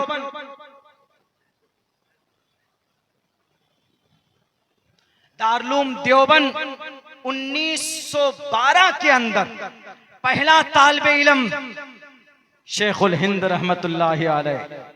दारुल देवबंद के मकसद, अगराज व मकासद क्या थे दारुल देवबंद के, कि भाई तहफ़्फ़ुज़ हो शरीयत की और अफराद पैदा हो अंग्रेज के खिलाफ। तो सबसे पहला तालिबे इल्म, आलिम दीन, नौजवान शेखुल हिंद हजरत मौलाना महमूद हसन देवबंदी रहमतुल्लाहि अलैह मैदान में आए। उन्होंने इस देश को आजाद करने के लिए सबसे पहली तहरीक शुरू की 1912 में। वो तहरीक कौन सी थी? तहरीक रेशमी रूमाल। इस तहरीक के बानी शेखुल हिंद पहला तालिबे इल्म, और इनके साथ इस तहरीक को मजबूत करने के लिए मौलाना उबैदुल्लाह सिंधी बाहर सफर में चले गए। तुर्की भेज दिया, अफगानिस्तान भेज दिया, हिजाज चले गए, ताकि वहां से मदद तलब करें हमारे इस मुल्क हिंदुस्तान को आजाद कराने के लिए, अंग्रेज को भगाने के लिए। क्या कुर्बानी नहीं दी है हमारे उलमा ने। मौलाना शेखुल हिंद रहमतुल्लाहि अलैह खुद सफर पर निकल गए, चले गए कहां? हिजाज चले गए कि इस तहरीक को हम मजबूत करें। हिजाज मुकद्दस में 2 साल तक रहे, लेकिन मौलाना उबैदुल्लाह सिंधी खत लिखते थे कि भाई हमने ये काम किया, हमने ये काम किया। वो खुतूत पकड़ लिए बरतानवी साम्राज्य, उनके जासूसों ने, और उन्होंने देखा कि अच्छा, देश को आजाद कराने के लिए देश से बाहर तहरीक चल रही है। कौन है शेखुल हिंद? पकड़ो। हिजाज मुकद्दस में उस वक्त का एक बड़ा नाम क्या, शरीफ हुसैन, सऊदी बादशाह, सऊदी हुक्मरान शरीफ हुसैन, वो अंग्रेज से मिला हुआ। उन्होंने कहा कि आओ आप, शेखुल हिंद को मैं आपके हवाले करता हूं, इसलिए कि वो तहरीक रेशमी रूमाल और ये भारत को आजाद कराने के खिलाफ था, तहरीक रेशमी रूमाल के खिलाफ था, दारुल देवबंद के खिलाफ था। इस देश को आजाद कराने के लिए जो भी तहरीक थी, वो सब का मुखालिफ था। शरीफ हुसैन इस बादशाह ने, इस फरमारवा ने कहा, मौलाना शेखुल हिंद मौलाना महमूद हसन साहब गिरफ्तार कर लिए गए। और वहां से फिर 1916 की बात है गिरफ्तारी की। 1916 में गिरफ्तार किए जाते, 1917 को उनको भेज दिया जाता है कहां? जजीरा अंडमान यानी माल्टा की कैद में डाल दिए जाते। 3 साल तक तकरीबन माल्टा में रहते शेखुल हिंद रहमतुल्लाहि अलैह। और किसी ने कहा कि इतने दिन तक क्यों रहे? उन्होंने कहा कि हमने अपने इस मुल्क हिंदुस्तान के लिए हमने एक सुन्नत भी अदा की है, और इस देश के अंदर रहने का, चूंकि मैं भारतीय हूं और मेरा फरीजा बनता है मेरे मुल्क हिंदुस्तान को, भारत को अगर कोई नोचेगा, अगर कोई लूटेगा इस सोने की चिड़िया को, तो हम चुप नहीं बैठने वाले हैं। हमें 3 साल क्या, अगर 30 साल भी अगर जेल के अंदर बंद कर दे तो ये हमारे नबी की सुन्नत भी है। उन्होंने कहा कि हमारे नबी शैब अबी तालिब में बंद हो सकते, 3 साल तक मुक़य्यद कर दिया गया था। बल्कि उस जैसी सऊबत और परेशानी ने तो हमने तो बर्दाश्त भी नहीं की। शैब अबी तालिब में हमारे हमारे नबी को 3 साल तक के लिए उस घाटी के अंदर मुक़य्यद कर दिया गया, महसूर कर दिया गया था। यहाँ तो वहां तो खाना भी मिलता था माल्टा के अंदर, लेकिन शैब अबी तालिब में खाने के सामान बंद, आप कुछ खा नहीं सकते, जो भी था बचा खुचा सब खत्म हो चुके थे। तो आप कहेंगे खाते क्या थे सहाबा? दरख्त के छाले चबाकर, पत्ते चबा चबा कर जिंदगी गुजारते थे। माओ के थन में दूध नहीं, उनके छातियों में, सीने में दूध नहीं था कि मासूम बच्चों के बिलखते हुए बच्चे के हलक में उतार दे।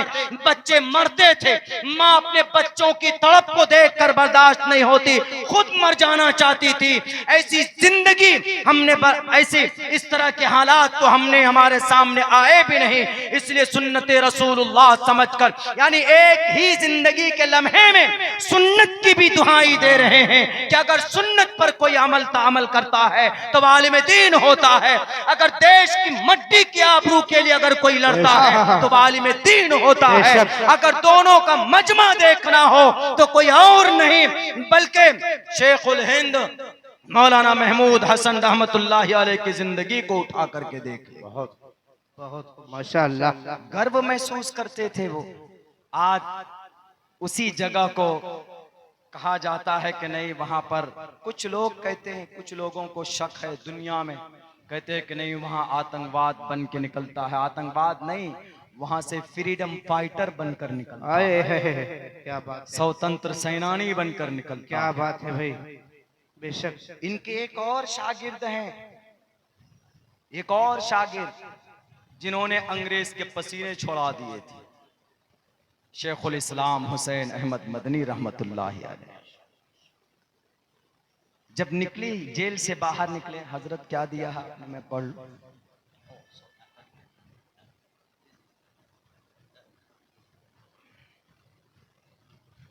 जी मैं बात कर भी रहा हूं, करूंगा भी, इसकी जरूरत भी है इंशाअल्लाह, बात करेंगे इस पे।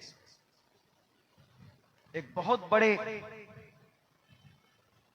शेखुल हिंद रहमतुल्लाहि अलैह के शागिर्द मोहतरम हुसैन अहमद मदनी शेखुल इस्लाम रहमतुल्लाहि अलैह, उनकी तारीख है। जब मौलाना शेखुल हिंद जब जेल से बाहर आए, माल्टा से जब बाहर आए, कैद खाने से बाहर आए, तो सबसे पहले 1920 में तर्क मवालात, नॉन कोऑपरेशन का फतवा दिया कि अंग्रेजों से लेन देन बंद। किस लिए था? इस देश को आजाद करने के लिए था। और इसी पर मुत्तहिद हुए कौन? हमारे देश के father of the nation Mohandas Karamchand Gandhi, Gandhi ji इस पर मुत्तफिक हुए।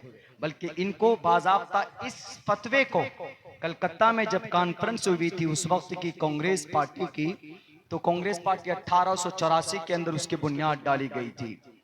बैरकैफ वो एक अलग वो है। तो कलकत्ता के अंदर बाज़ाब्ता ऐलान किया गया, मौलाना अबुल कलाम आजाद ने ऐलान किया है कि भाई इस पर हम अमल करेंगे, तर्क मवालात के ऊपर। अंग्रेज को भगाना है हर हाल में, उसके ऊपर बात होगी। फादर ऑफ द नेशन बापूजी, महात्मा गांधी, ये ऐसे लोग थे, इनके अंदर इस देश का, इस मुल्क के लिए बहुत दर्द था, बहुत दर्द था। जैसे हमारे नबी पाक अलैहिस्सलातु वस्सलाम रोते थे, रातों को खड़े होते थे, पांव में वरम आ जाता था कौम के लिए। इसलिए कहा गया अस्मल्लाह मिल्ले मित्रा वरुणा दिव्यानि धत्ता इल्लल्ले वरुणो मित्रस्ते जस कामया होता रविंदरो होता रमिंदरो महासुरिंदरो। लफ्ज महा मोहम्मद रसूलुल्लाह के लिए कई जगह पर लगा गया। नराशन संवाजनम वाजन्नी शैदीरम पूषणम सरमेरी भेरथम नर दुर्गा दवसवा सुदानवो विश्व सम्मानो, दुनिया ने सम्मान किया, दुनिया ने इज्जत दी। ये अल्फाज, ये जुमले जनाब मोहम्मद रसूलुल्लाह के लिए शास्त्रों के। नराशंस महाप्रिय, महाप्रिय मोहम्मद रसूलुल्लाह के लिए, हमारे नबी जनाब मोहम्मद रसूलुल्लाह सल्लल्लाहु अलैहि वसल्लम। ऐसे महात्मा गांधी, उनसे कंपेयर नहीं कर रहा हूं, उनके अंदर भी बहुत अच्छी अच्छी सिफात थी। क्यों? क्योंकि बहुत ज्यादा मुतासिर थे हजरत अबू बकर, हजरत उमर फारूक की जिंदगी से, जनाब मोहम्मद रसूलुल्लाह की जिंदगी से। बैरिस्टर थे ना गांधी जी। महात्मा गांधी तो बाद में लक़ब पड़ा, पहले क्या थे? बैरिस्टर। बैरिस्टर मतलब एडवोकेट, लॉयर होता, वकील होता, वकील के बाद एडवोकेट होता, एडवोकेट के बाद बैरिस्टर होता। ये तीन हैं। उसमें किसकी क्या डिफिनेशन है बताएंगे तो थोड़ा टाइम लगेगा। बच्चे, स्कूल के बच्चे जो एलएलबी करते हैं वो बता देंगे आपको, कोई मसला नहीं है। तो बैरिस्टर थे। बैरिस्टर मतलब उन्होंने बैरिस्ट्री की पढ़ाई की थी, वकालत की बहुत ज्यादा क्वालिफिकेशन गांधी जी के अंदर। गांधी जी को किसी ने कोट पैंट सूट टाई के अंदर नहीं देखा होगा आज तक, धोती में ही। क्यों पता है? उसका एक ट्रेजेडी है, एक वाकया। एक मर्तबा बिहार, बल्कि उन्होंने सत्याग्रह, इस आंदोलन की शुरुआत उन्होंने बिहार चंपारण से, बेतिया से की।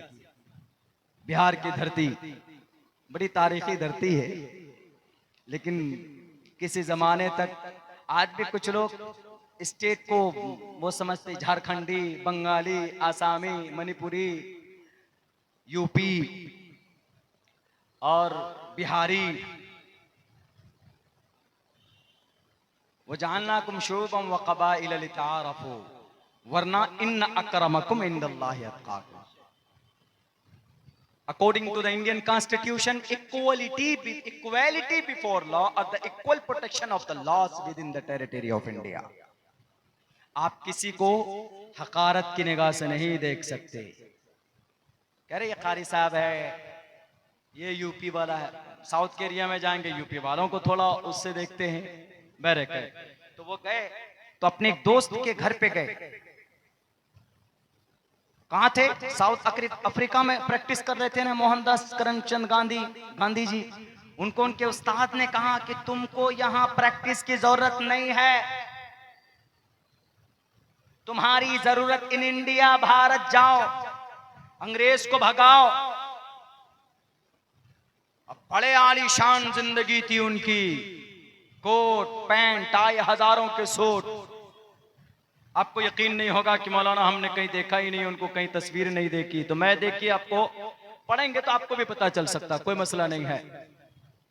तो जब वो गए, दावत दी गई उनको, उनके दोस्त ने दावत की कि आ जाओ, यहीं से शुरू करो।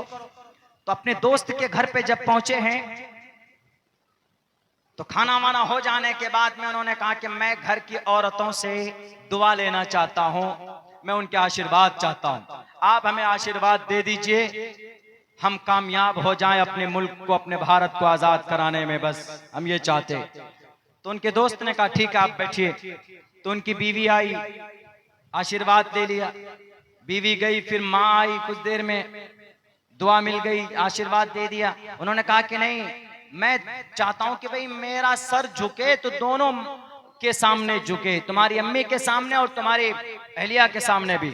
उन्होंने कहा, कान में कहा कि मैं एक बात बोलूं, दोनों एक साथ नहीं आ सकती, इकट्ठी नहीं आ सकती। कहा कि क्यों? कहा इसलिए नहीं आ सकती, मजबूरी है।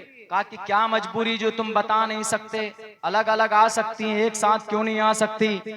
उन्होंने कहा कि हमारे पास, हमारे घर में पहनने के लिए सिर्फ एक ही साड़ी है, दो नहीं है, इसीलिए मेरी बीवी पहन के आती है तो माँ वहां पर दूसरे बड़े कपड़े नहीं, छोटे कपड़े हैं घर में जो फटे पुराने हैं, तन मुकम्मल ढक नहीं सकता, इस वजह से वो अंदर रहती। फिर ये जाती हैं तो वो बदल कर वो आती हैं, वो अंदर रहती। तो उस वक्त गांधी जी की जुबान से अल्फाज कुछ नहीं निकला, स्पीचलेस हो गए, मुंह की बात मुंह में कुछ नहीं बोल सकते। उस दिन से उन्होंने फैसला किया कि जब हमारे भारत के अंदर ऐसी गरीबी है, हमारे भारत के अंदर इतनी पसमानदगी है, मुझे कोई अधिकार नहीं है कोट पैंट सुपारी सूट पहनने का, ये ब्लेजर पहनने का उठाकर फेंक दो, कोई अधिकार नहीं है।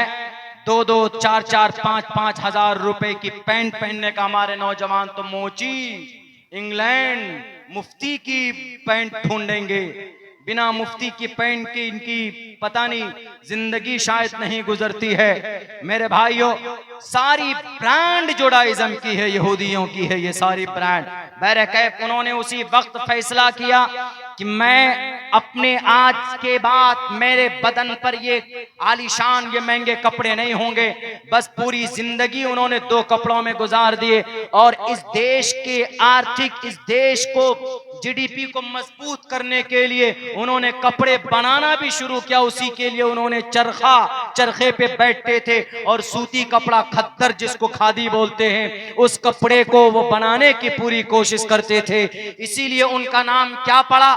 हमदर्दी की वजह से, गुर्बत को दूर करने की वजह से उनका नाम पड़ा महात्मा गांधी। भारत के अंदर किसी मुसलमान ने उनका ये नाम करमचंद गांधी के साथ में लफ्ज महात्मा लगाया था। मुझे मुकम्मल तौर पर उस शख्स का नाम नहीं मालूम है, लेकिन अगर कोई महान बनता है तो किसी वजह से बनता है, किसी बेसिक वजह से बनता है, कुछ खूबियों की वजह से बनता है।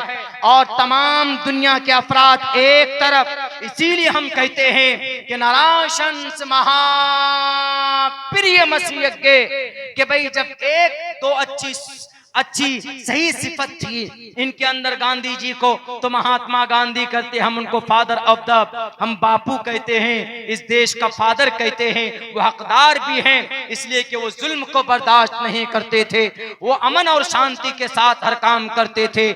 हमारा अकीदा है कि इससे मोहन, ये हमारे गांधी जी तो भारत के लिए हुए, लेकिन पूरी दुनिया के लिए अगर कोई माए का लाल, अगर किसी माँ ने ऐसा बच्चा जाना है जिसके अंदर इंसानियत हो, जानवरों के लिए इंसानियत हो और दुश्मनों के लिए भी मोहब्बत हो, तो उस जात का नाम, उस शख्सियत का नाम जनाब मोहम्मद रसूलुल्लाह सल्लल्लाहु अलैहि वसल्लम, जिनकी तारीख और जिनके सिफात का बयान दुनिया के पुराने शास्त्रों में भी है। और कहा नाराशंस महाप्रिय मसीह के, दुनिया के अंदर उनका नाम नाराशंस होगा, महाप्रिय होगा। महा मतलब बड़ा, प्रिय मतलब प्यारा, बड़ा प्यारा होगा। क्यों? और भी तो हैं इस दुनिया के अंदर बड़े बड़े तारीखी लोग, बल्कि नौशेरवा भी है जिनकी अदालत मशहूर है, रुस्तम है जिनकी पहलवानी मशहूर है, और उमर फारूक भी है जिनकी अदालत मशहूर है। लेकिन मेरे भाइयों, जनाब मोहम्मद रसूलुल्लाह को महाप्रिय क्यों कहा गया? क्योंकि जनाब मोहम्मद रसूलुल्लाह में हजरत आदम अलैहिस्सलाम से लेकर मूसा तक, मूसा से लेकर ईसा तक जितने भी अंबिया कराम आए, हजरत रसूल आए, उन तमाम के अंदर कुछ कुछ सिफात और कमालात थे। अल्लाह ने उन तमाम सिफात और कमालात को जमा करके अल्लाह तबारक व तआला ने तने तनहा मोहम्मद रसूलुल्लाह में भर दिया था। इसीलिए महाप्रिय कहा, नाराशंस महाप्रिय है कोई माए का लाल जो अपनी बेटी के कातिल को माफ कर दे। नहीं दिखा सकती तारीख, लेकिन मोहम्मद रसूलुल्लाह ने अपनी बेटी के कातिल को, हिबार इब्ने अस्वद को माफ किया है। अपनी इनकी बेटी हजरत ज़ैनब के को नेजा मारा था, पसली में लगी थी, जिनकी वजह से उनका हमल साकित हुआ था और उसी जख्म में उनकी वफात भी हुई थी। लेकिन जब फतेह मक्का का वक्त आता तो अपनी बेटी के कातिल हिबार इब्ने अस्वद को माफ कर दिया जाता है। कोई माए का लाल जो अपने चचा के जिस्म का मुसला करने वाला ऐसे कातिल अगर मिल जाए तो उसको कोई सीने से लगा ले, उसको माफ कर दे, कोई नहीं मिलेगा। लेकिन मोहम्मद रसूलुल्लाह ने अपने चचा के कातिल हजरत बहशी को गले से लगाया है। उन्होंने हजरत हमजा के जिस्म के टुकड़े किए थे, उंगलियों के पोरबों को काटा था, सीने को फाड़ कर अतरियों को निकाल कर उन हिंदा को दिया और चबाने की कोशिश की थी। है कोई माए का लाल जो बताए कि नबी को हर वक्त तकलीफ देने वाला अबू जहल का बेटा, आपने फतेह मक्का के मौके पर उसको भी माफ कर दिया था।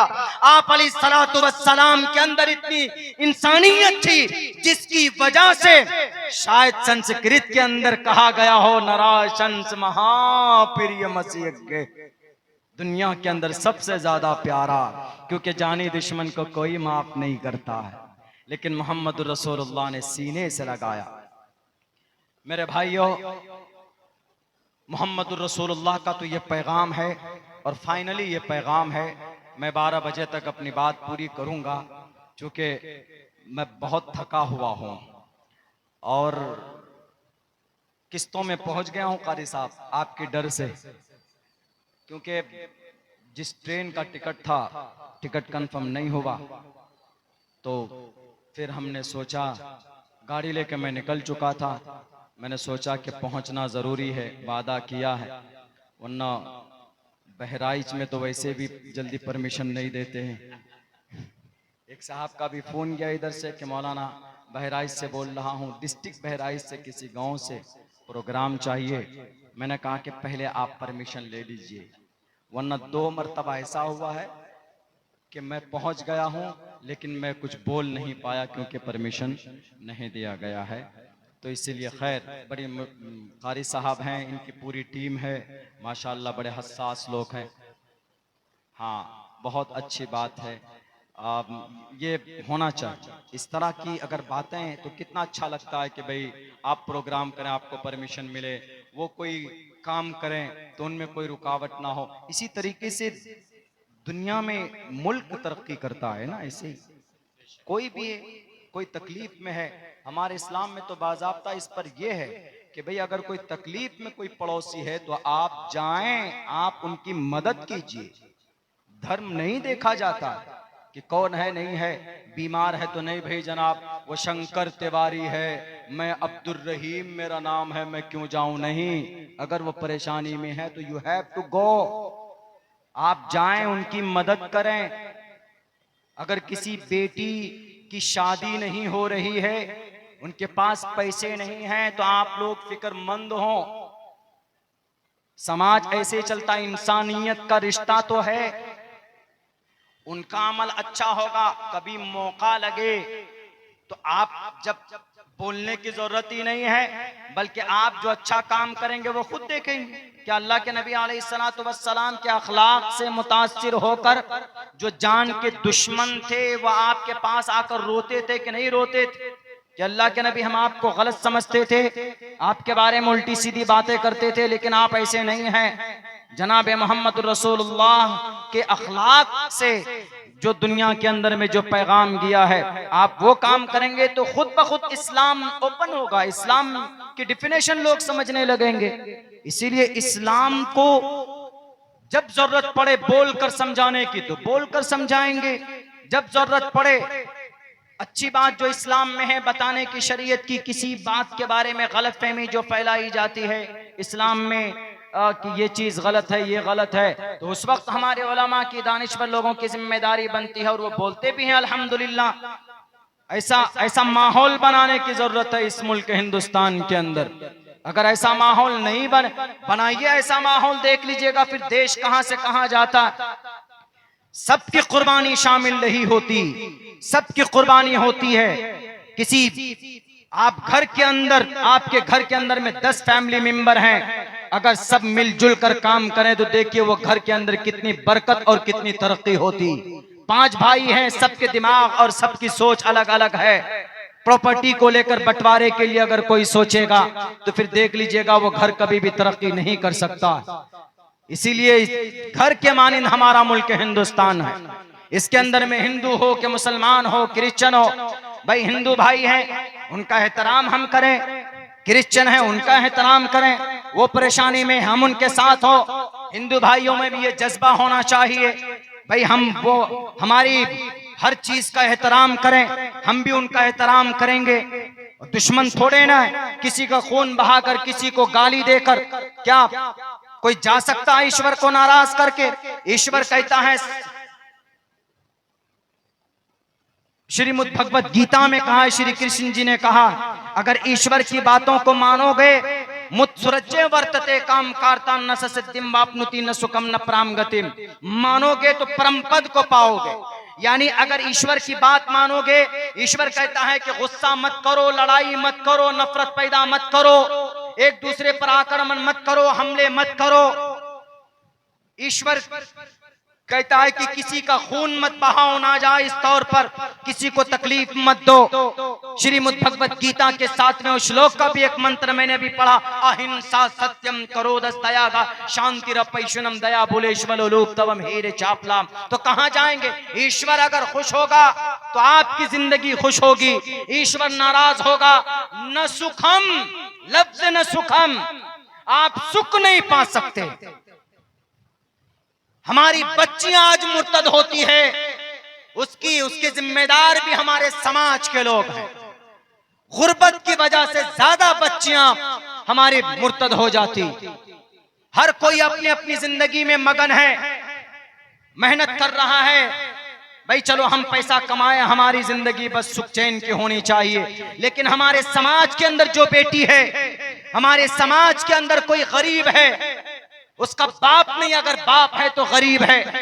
मेरे स्कूल के अंदर 3 लेडीज टीचर है, कोई जरूरत नहीं है उसको रखने की, इसलिए कि दिस दैट में फर्क नहीं महसूस करते वो। लेकिन कुछ पढ़ी लिखी है, हमें जरूरत थी वक्ती तौर पर, उन्होंने आकर के कहा कि मौलाना हम पढ़ाएंगे। हमने कहा पढ़ाइए।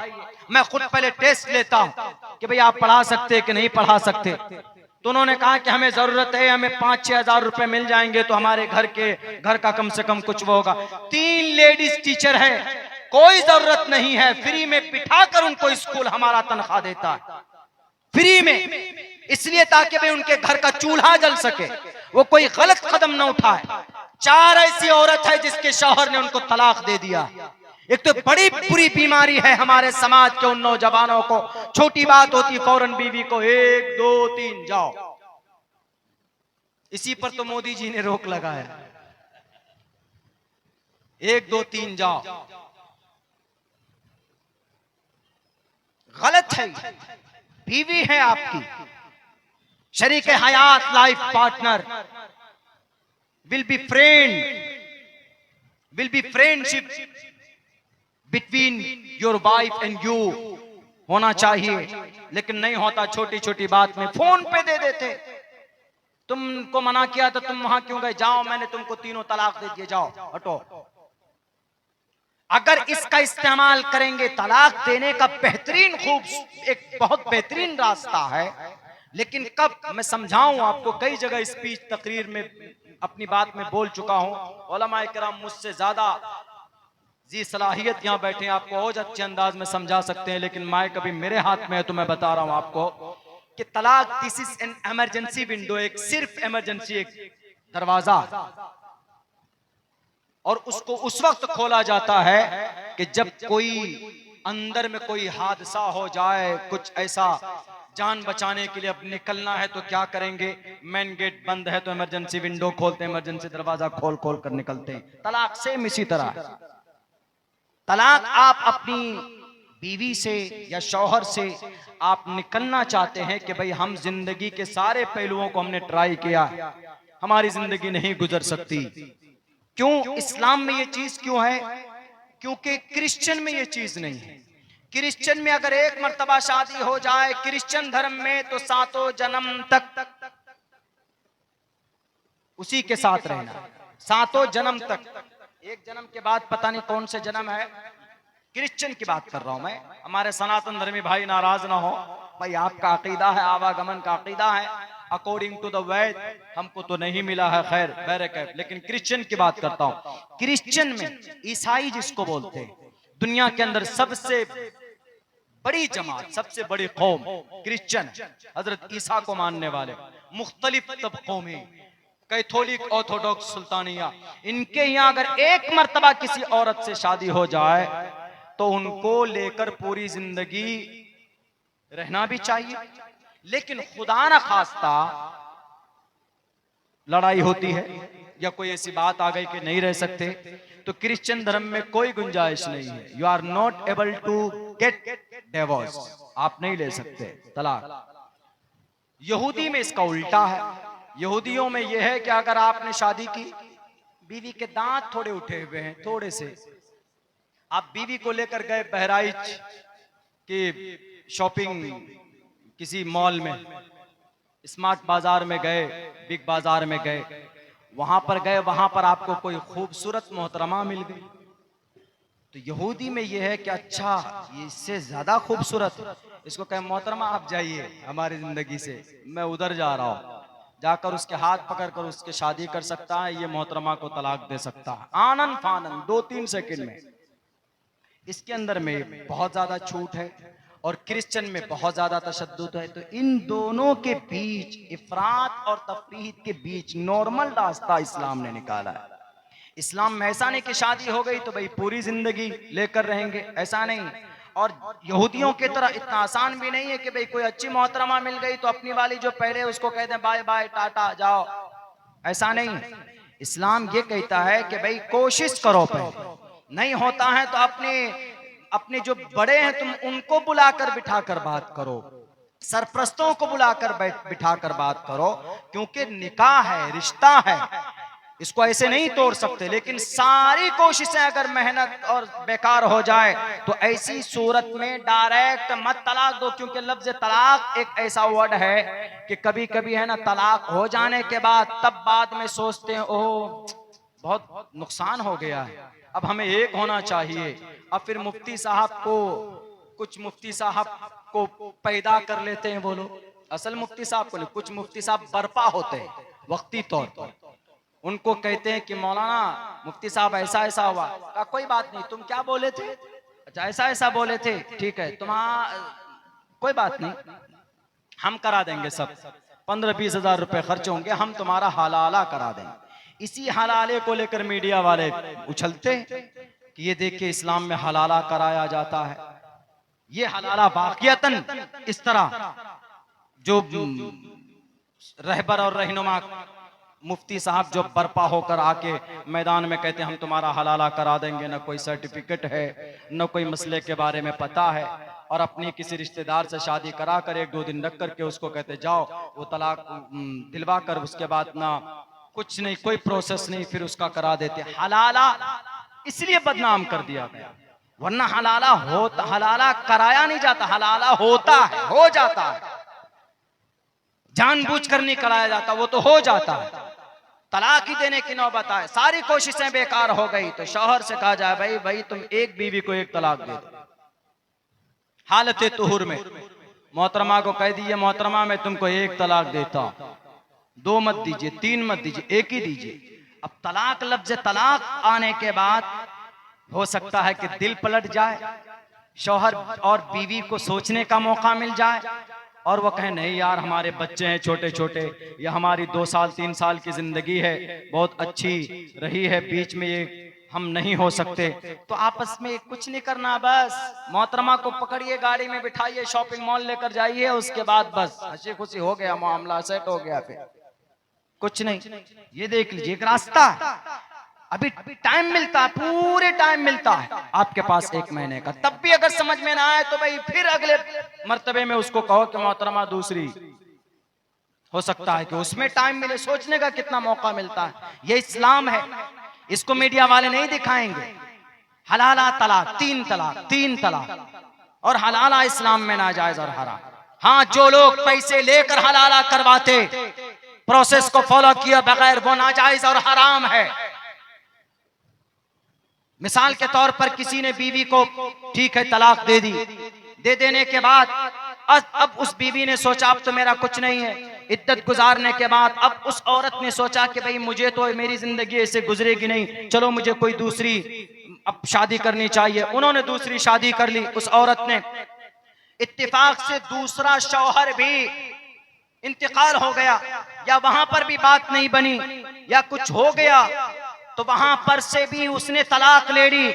तलाक लेने के बाद अब उस औरत ने सोचा यार इससे अच्छा तो वही था, चलो अब हम पहले शौहर से करते हैं, पहला शौहर भी राजी हो गया, तो अब दोनों की निकाह, अब ये दोनों निकाह कर सकते हैं। ये जो दूसरे शौहर से निकाह हुआ इसको हलाला माना जाएगा। यहां हलाला करवाया नहीं गया बल्कि हलाला हुआ। इसीलिए इस्लाम में हलाला करवाया नहीं जाता, हलाला होता है। जो सही डेफिनेशन है यही है। अगर कुछ गलती होगी तो उलमाए किराम हमारी इस्लाह कर सकते हैं, उलमा या ज्यादा बेहतर अंदाज में आपको समझा सकते हैं। इसीलिए इस्लाम का कोई पैगाम गंदा नहीं है। तलाक या हलाला ये किसी आलिम दीन के घर की तरफ से यह ऑर्डर नहीं है, बल्कि कुरान करीम में अल्लाह तबारक व तआला ने बयान किया, और उन्हीं अल्फाज और उन्हीं ग्रामर को निकाल कर हमारे बड़े बड़े जो पूर्वज और बड़े बड़े अकाबिर उलमाए किराम थे, जो बड़े दानिश्वर थे और बड़े ज्ञानी थे, गुरु ज्ञानी थे। उन्होंने निकाल निकाल कर लोगों को बताया कि भाई इसका मतलब ये है, इसका मतलब ये है। बल्कि मुफ्ती सईद अहमद साहब पालनपुरी फरमाते थे, अगर उनसे ज्यादा अगर किसी के अंदर अगर इस्तिंबात का यानी कुरान से हदीस से मसला निकालने की सलाहियत अगर किसी के अंदर है तो निकाल सकता है आज के जमाने में भी। इसलिए कि सारे इल्म पहले वालों के लिए नहीं थे। वो फौक़ कुल्ली ज़ी इल्मिन अलीम, अलबत्ता वह खैरुल कुरून का जमाना है, इसीलिए हम एतबार करते हैं। चूंकि उनकी अपनी तरफ से बात नहीं होती, बल्कि उन्होंने जो बात कही है कुरान और हदीस की रोशनी में कही। इसलिए मैं दुनिया को पैगाम देना चाहता हूं कि दुनिया वालों, हमारी शरीयत को बुरा भला मत कहो, बल्कि इस शरीयत पर अमल करने की कोशिश करो। देखो इंशाअल्लाह तबारक व तआला, और अगर पुरसुकून ना हो आपकी जिंदगी तो हमें आप कहना। आज हमारे देश के प्राइम मिनिस्टर साहब ने एक बड़ी अच्छी बात कही। उन्होंने ये कहा है कि जब किसी बच्ची का रेप होता है तो मीडिया वाले खूब खबर को शाये करते, लेकिन जब उस रेपिस्ट को फांसी की सजा होती है तो उसको बंद कमरे में फांसी दी जाती है। नहीं, बल्कि आज लाल किला का भाषण सुनिए, आज का 15 अगस्त सन 2024 को जो लाल किला में हमारे प्राइम मिनिस्टर साहब ने जो देश को संबोधन किया, उन्होंने कहा है कि जैसे रेपिस्ट के लिए जब रेप होता है बच्ची की इज्जत लूटी जाती है तो खूब शोर करते हैं, तो ऐसे ही जब उसको सजा मिले तो उसकी खबर को पूरी दुनिया में फैलाओ ताकि डर बने और भय बने। कुरान यही कहता है, कुरान कहता है अज़्ज़ानियतु वज़्ज़ानी फजलिदू कुल्ल वाहिदिम मिनहुमा। कुरान कहता है कि जिना करने वाली और मर्द और औरत दोनों को जमा किया जाए मैदान में, और बल्कि मैदान में जमा करो और उनके ऊपर अगर वो शादीशुदा हैं तो उसकी कमर तक गड्ढे खोद कर उसको डुबो दो और ऊपर से पत्थर मार मार कर उसके खून बहा बहा कर उसको मार दो जान से। क्यों? ताकि और कोई समाज का कोई बच्चा किसी औरत के हाथ पर, उसकी इज्जत पर हाथ न डाले। मेरे भाइयों, कुरान का पैगाम आज मिस्टर प्राइम मिनिस्टर साहब ने, अल्लाह ने उनकी जुबान से आज निकलवाई। अगर कोई नौजवान है, अगर उसको ज्यादा शौक है अपनी सेक्सुअल डिजायर पूरा करने का, तो अल्लाह के नबी फरमाते हैं कि उस पर निकाह करना वाजिब और जरूरी। जाओ समाज में निकाह करो और समाज के अंदर निकाह करने के बाद एक खुशगवार जिंदगी गुजारो। लेकिन तुम्हें हक नहीं समाज की किसी बेटी को शराब पीकर उनकी इज्जत लूटने का। मारना तो दूर की बात है जनाब, लूटने का कोई अधिकार नहीं। लेकिन अगर कोई कुमारा लड़का किसी बच्ची की इज्जत लूटता, कुरान कहता है कि 100 कोरे बरसाओ, और ऐसे नहीं लोगों के बीच में खड़ा करो, लोगों के बीच में जमा करो। कुरान में ये लफ्ज है, अवाम के बीच में जमा किया जाए, कोड़े बरसाए जाए, ताकि खबर दूसरों तक पहुंचे और डर पैदा हो, ताकि किसी बच्ची की इज्जत पर कोई नौजवान हाथ ना डाले। ये हमारा कुरान का पैगाम अल्हम्दुलिल्लाह। इसीलिए हम कहते हैं कि भाई कुरान वो चीज है, ये सिर्फ 1450 साल पहले वालों के लिए नहीं है, बल्कि ये Quran to the day of judgement, कयामत तक इस पर अमल करने के लिए। लोग अगर कोई बोले कि आपके कुरान में मॉडर्न साइंस नहीं है, हम तो कई जगह पर बोल चुके, हमने कहा कि कुरान में मॉडर्न साइंस नहीं, कुरान में मॉडर्न साइंस नहीं, कुरान में लेजर साइंस है। मॉडर्न साइंस, हमने भी एक उदाहरण दिया आपको, मॉडर्न साइंस का जमाना अभी है, जदीद टेक्नोलॉजी अभी 1519 में इसका सबसे बड़ा गुरु माना जाता अल्बर्ट आइंस्टाइन। 3 शादी की, तीनों को तलाक दे देकर हटाया अल्बर्ट आइंस्टाइन। इसकी एक हिस्ट्री, उधर नहीं जाना चाहूंगा मैं, लेकिन एक जमाना वो आएगा जिसको कुरान बयान करता है, वयखलुकु मा ला तालमून, ऐसी चीजों को रब पैदा करेगा जिनके बारे में तुम सोच नहीं सकते। अभी मैंने आपको बताया ना कि भाई उड़न तश्तरी हम लोग सुनते हैं, आएगा इसका जमाना। ये लेजर साइंस, लेजर साइंस का इस्तेमाल पता कब हुआ? असल तो कुदरत है, लेकिन कुदरत उन चीजों को दुनिया में कभी कभी उतार कर दिखाता है। जब अल्लाह के नबी बुर्राक पे बैठकर जब ये आसमान पे गए थे, सिदरतुल मुंतहा गए, वहां से आए, तो ये बहुत कम वक्त लगा। जब गए थे तो कुंडी जो लगा कर गए थे वो कुंडी हिल रही थी इतने कम समय में। How is it possible? ये कैसे हो सकता है? तो इसीलिए किसी साइंसदान ने कहा है कि उस वक्त लेजर साइंस का इस्तेमाल किया गया होगा। और लेजर साइंस में पता है क्या होता है? लेजर साइंस में कुव्वते कशिश खत्म हो जाती। कुव्वते कशिश जब खत्म हो जाए तो उस वक्त किसी भी चीज को थोड़े से भी आप ठोकर देंगे तो वो तेजी के साथ निकलती है।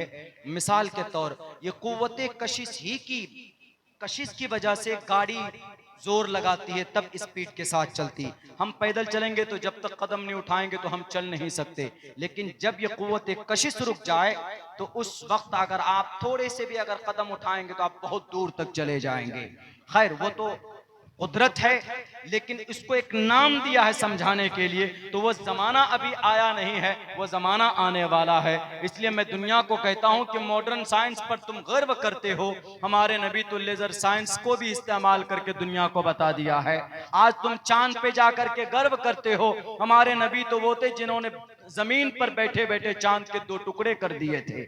आज तुम चांद पर, मार्स पर पहुंचते हो, मरीख पे जाते हो तो तुम कहते हो कि भाई वी बॉर्न, हम दुनिया के अंदर हमने ये बड़ा अचीवमेंट किया। हमारे नबी तो 7वें आसमान क्रॉस करके सिदरतुल मुंतहा पर चले गए, रब के पास चले गए, कुदरत के पास चले गए। वहां से जाकर दुनिया, जन्नत और जहन्नम लोग सोचते सपने में भी नहीं देख सकते, हमारे नबी तो देख कर आए हैं, जन्नत और जहन्नम को देख कर आए हैं, दुनियावी जिंदगी को, आसमानी जिंदगी और वहां के सैर व तफरी करके आए हैं। इसीलिए हम कहते हैं दुनिया वालों से कि दुनिया वालों, हमारा इस्लाम गलत नहीं है। बस इतना कहूंगा, Islam is the best religion to the world. चाहे वो दुनियावी मामलों में हो या दीनी मामलों में हो, हर एक मामले में इस्लाम हमारी रहनुमाई और रहबरी करता है, और इसके मानने वाले कोई भी गलत बात अपनी तरफ से नहीं कहते। इसीलिए गलत फहमियां दूर होनी चाहिए। अल्लाह से दुआ करता हूँ कि अल्लाह तबारक व तआला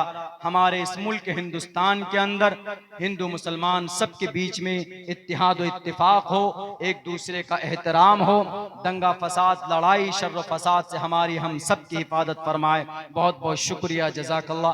अस्सलामु अलैकुम व रहमतुल्लाहि व बरकातुहू।